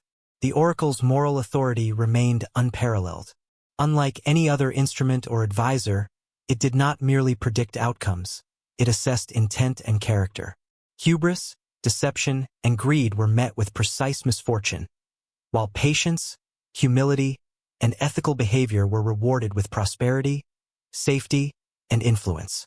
Tales abounded of rulers and merchants who attempted to manipulate the oracle for personal gain, only to see empires fall, trade routes collapse, and armies defeated in ways that seemed almost deliberate. Conversely, those who approached it with integrity and reverence were guided to success and survival, reinforcing a societal understanding that ethical conduct was inseparable from practical advantage. Over generations, this moral logic became internalized, forming the foundation of both individual behavior and collective culture. Scholars, philosophers, and interpreters dedicated lifetimes to studying the oracle, yet its full complexity remained beyond comprehension. Academies and temples trained students in mechanics, celestial observation, and moral philosophy, teaching them to interpret the interlocking gears, bronze inscriptions, and celestial alignments. Despite centuries of rigorous study, the oracle's judgment, predictive insight, and apparent understanding of human intent could not be replicated. It became evident that the machine was not a tool to be controlled, but a force to be respected and cautiously interpreted. Humility and reverence became central to the culture surrounding the oracle, acknowledging that human intelligence alone was insufficient to grasp or manipulate its authority. The priests and interpreters who acted as mediators between humanity and the oracle occupied roles of extraordinary power and vulnerability. They preserved the integrity of its guidance, enforced ritual observance, and ensured that no human interference compromised its impartial judgment. Their prominence made them targets for intrigue, coercion, and assassination, yet every attempt to undermine them failed, often catastrophically. The oracle consistently enforced its own moral and cosmic code, demonstrating that its authority was absolute, impartial, and unyielding. It existed as a force operating beyond mortal influence, blending mechanical precision with moral oversight to shape both human behavior and societal stability. The oracle's integration with natural and cosmic phenomena reinforced its aura of divinity. Storms, floods, harvests, and celestial events often coincided with its counsel, suggesting that it mediated between human action and the cosmic order. Chroniclers noted these patterns, interpreting the oracle as a bridge between the mortal and the universal, a machine that harmonized human decisions with the rhythms of the universe. Its authority became a guiding principle, teaching societies that prudence, ethical conduct, and alignment with cosmic order were essential for survival and prosperity. Attempts to replicate or manipulate the oracle persisted throughout history, driven by curiosity, ambition, and fear. Scholars, rulers, and engineers tried to unlock its secrets, reverse engineer its mechanisms, and deceive its interpreters. Spies infiltrated temples, priests were bribed, and experimental devices were constructed to imitate its functions. Every effort failed, often disastrously. Armies were defeated, trade ventures collapsed, and rulers lost power, demonstrating that the oracle's judgment could not be outwitted. Its authority remained absolute, a stark reminder that human skill and ambition alone were insufficient to dictate destiny. Psychologically, the oracle left an indelible mark on humanity. Awe, fear, reverence, and hope coalesced into a collective consciousness attuned to its rhythms. Citizens internalized its moral and practical guidance, shaping behavior, decision-making, and cultural norms. Leaders learned humility, merchants cultivated foresight, and communities embraced ethical conduct as necessary for survival. The oracle instilled a profound awareness of human limitation, teaching that success, prosperity, and ethical living required alignment with forces beyond human control. Culturally, the oracle's influence permeated education, governance, and art. Temples and academies trained interpreters to integrate mechanics, astronomy, and ethics, while laws, civic planning, and military strategy increasingly reflected its counsel. Literature, mythology, and visual arts embedded its moral and cosmic lessons, ensuring that its guidance extended beyond practical matters into the collective imagination and worldview of civilizations. Festivals and rituals were synchronized with the cycles of its bronze plates, reinforcing the perception that the oracle's authority bridged mortal and divine realms. As the final chapter of the Bronze Oracle unfolds, its enduring legacy becomes apparent. It was not merely a mechanical device or a repository of guidance. It was a profound moral and societal force, shaping civilizations for generations. Its counsel fostered ethical conduct, instilled humility, and guided decision-making, teaching humanity lessons that endured long after its physical presence had faded. Ultimately, the oracle left a lasting question. If such a machine could so profoundly shape morality, fate, and civilization, what does that reveal about the forces that guide humanity? Its silent authority reminds us that knowledge, ethics, and destiny are intertwined in ways often beyond human comprehension. The Bronze Oracle endures as a testament to the extraordinary potential of intelligence, morality, and cosmic alignment to shape the course of history, leaving civilizations in awe, humbling ambition, and inspiring reflection on the delicate balance between human agency and forces far greater than ourselves. The Bronze Oracle's influence did not end with the fall of the civilizations that revered it. Even after centuries, its legend continued to shape the imaginations of scholars, adventurers, and dreamers. The machine itself, long abandoned or hidden away in forgotten temples, became a symbol of humanity's relentless pursuit of knowledge and the quest to understand forces beyond comprehension. Its bronze plates, intricate gears, and celestial inscriptions became objects of study, reverence, and speculation. For generations, people pondered not just how it worked, but why it had been created, what knowledge it encoded, and whether it represented the pinnacle of human ingenuity or a mysterious gift from a force beyond the earthly realm. Historians and archaeologists pieced together fragments of the oracle's story, uncovering evidence of its central role in shaping empires, trade networks, and moral frameworks. Accounts of rulers who prospered under its guidance, of merchants whose ventures thrived, and of ordinary citizens whose lives were intertwined with its cycles, painted a picture of a machine that was both mechanical and moral, practical and mystical. As modern scholars reconstructed its mechanisms and studied its inscriptions, the oracle remained an enigma, a device of astounding precision and complexity, yet one whose ultimate purpose seemed to extend beyond mere prediction or calculation. The philosophical and ethical lessons embedded within the oracle continued to resonate.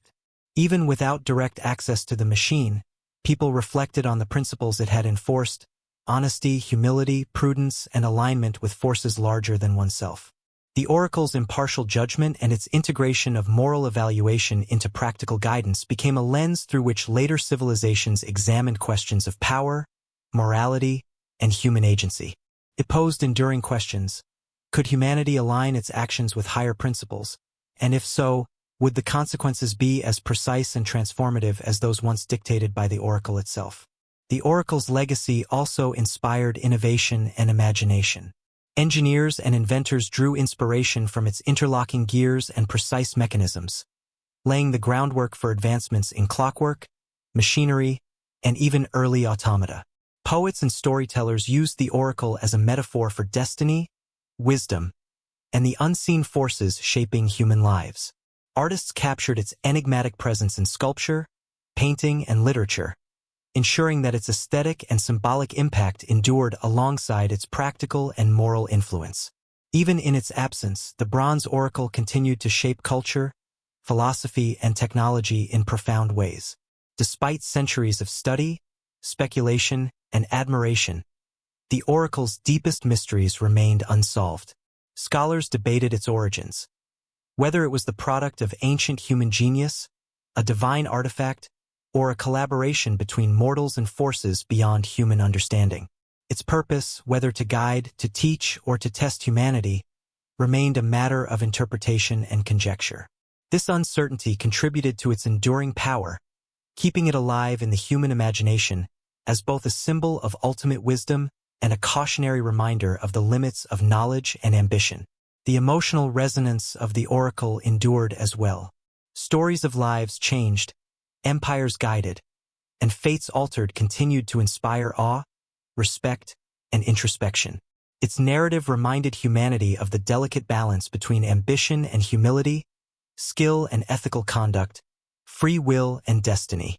Even in modern times, the bronze oracle stands as a metaphor for the forces, both seen and unseen, that shape human history, morality, and society. A timeless reminder that knowledge and power are inseparable from responsibility and conscience. Ultimately, the oracle story concludes not with an ending, but with a reflection. Its mechanical brilliance, moral authority, and integration with the rhythms of the cosmos suggest a vision of humanity in dialogue with forces far greater than itself. Every gear, bronze plate, and celestial alignment serves as a reminder that human action is never isolated, that decisions, intentions, and ethics resonate across time and space in ways both tangible and mysterious. The bronze oracle endures as an eternal testament that wisdom, integrity, and awareness of forces beyond our understanding are not merely ideals, but essential guides for navigating life, history, and destiny itself. In contemplating the bronze oracle, we are invited to ask ourselves, what if the principles it enforced, prudence, humility, ethical clarity, are not just historical curiosities, but timeless truths that continue to shape our own world? Its silent presence encourages reflection, urging humanity to consider the unseen structures that govern both human behavior and the unfolding of events. The oracle reminds us that while human ingenuity can create extraordinary tools, it is our ethical alignment, foresight, and respect for the vast forces surrounding us that ultimately determine the course of history. Its legacy is not confined to the past. It is an enduring guide for understanding our place in the universe and the responsibilities that accompany knowledge, power, and the pursuit of destiny. As the bronze oracle recedes into history, its legend continues to reverberate through the corridors of human memory, scholarship, and imagination. By the time civilizations that once revered it faded, the oracle had already become more than a machine. It had transformed into a symbol, a lens through which humanity contemplated the delicate interplay between intellect, morality, and destiny. Its bronze gears and plates, once moving with mechanical precision, became metaphors for the intricate interconnections of cause and effect, intention and consequence. Scholars, philosophers, and storytellers alike grappled with its mysteries, seeking meaning in its movements and inscriptions, and wondering whether it was the apex of human ingenuity or an enigmatic gift from forces beyond comprehension. Even centuries later, fragments of its influence persisted in cultural memory. Ancient texts, artistic depictions, and oral traditions carried stories of its moral and practical authority, preserving lessons that had guided generations. Tales of rulers humbled by their ambition, merchants rewarded for integrity, and families whose lives thrived under its guidance continued to inspire reflection. The oracle's counsel had taught that survival, prosperity, and ethical conduct were inseparable, and this lesson remained embedded in the collective consciousness of societies that never saw it directly. Its narrative became a moral compass, reminding humans that the pursuit of power without virtue and ambition without humility carries consequences that resonate across generations. The oracle's mechanical sophistication inspired generations of inventors and thinkers. Its interlocking gears and precise movements laid the conceptual foundation for advancements in engineering, astronomy, and automation. Early clockmakers, mathematicians, and mechanists drew upon its principles, translating its elegance into innovations that reshaped human understanding of time, motion, and calculation. Poets, writers, and artists, in turn, found in the oracle a symbol of destiny, wisdom, and the unseen forces that govern life. Its presence in literature and art ensured that, even as the machine itself decayed, its ideas and symbolism endured, shaping imagination, creativity, and philosophical inquiry. The philosophical implications of the oracle continued to provoke thought. Scholars debated whether its purpose had been to guide, to test, or to teach humanity. Did it exist to enforce morality, to predict events, or to illuminate the delicate balance between human free will and cosmic order? Its inscrutable nature left space for interpretation, inviting generations to reflect on the limitations of knowledge, the responsibilities that accompany intelligence, and the importance of ethical conduct. Even in absence, it challenged civilizations to align action with principle, fostering a culture of foresight, prudence, and moral reflection. Emotionally, the oracle's story resonates across time. Awe, fear, and reverence mingle with hope and inspiration, creating a complex legacy that is both cautionary and aspirational. Its narrative demonstrates that the pursuit of knowledge and power must be tempered by ethical clarity, humility, and respect for forces greater than oneself. The oracle reminds us that human ambition alone is insufficient to navigate the intricate web of fate, and that awareness, foresight, and integrity are essential guides. Its story leaves a lasting impression that the balance between agency and destiny is delicate, and that ethical alignment is as crucial as intelligence in shaping outcomes. Ultimately, the bronze oracle stands as a timeless reflection on the human condition. Its mechanical genius, moral authority, and cosmic resonance converge to offer a vision of humanity in dialogue with forces beyond its comprehension. Every gear, bronze plate, and celestial alignment serves as a metaphor for the connections between action, intention, and consequence. Its legacy urges reflection on the responsibilities inherent in knowledge and power, reminding us that wisdom, prudence, and ethical conduct are not merely ideals, but essential tools for navigating life, history, and destiny.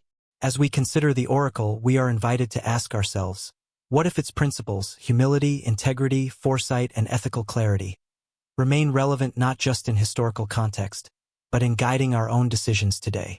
Its enduring story encourages us to recognize the unseen structures shaping our lives and the moral consequences of our actions. The bronze oracle, though long silent, continues to speak, reminding humanity that true mastery is not the domination of knowledge or power, but the alignment of intention, action, and morality with forces that extend far beyond individual comprehension. Its final lesson is clear. The future, like the turning of its gears, is both guided and judged by principles that endure, timeless and unyielding, urging us to act wisely, ethically, and with humility in the vast tapestry of existence.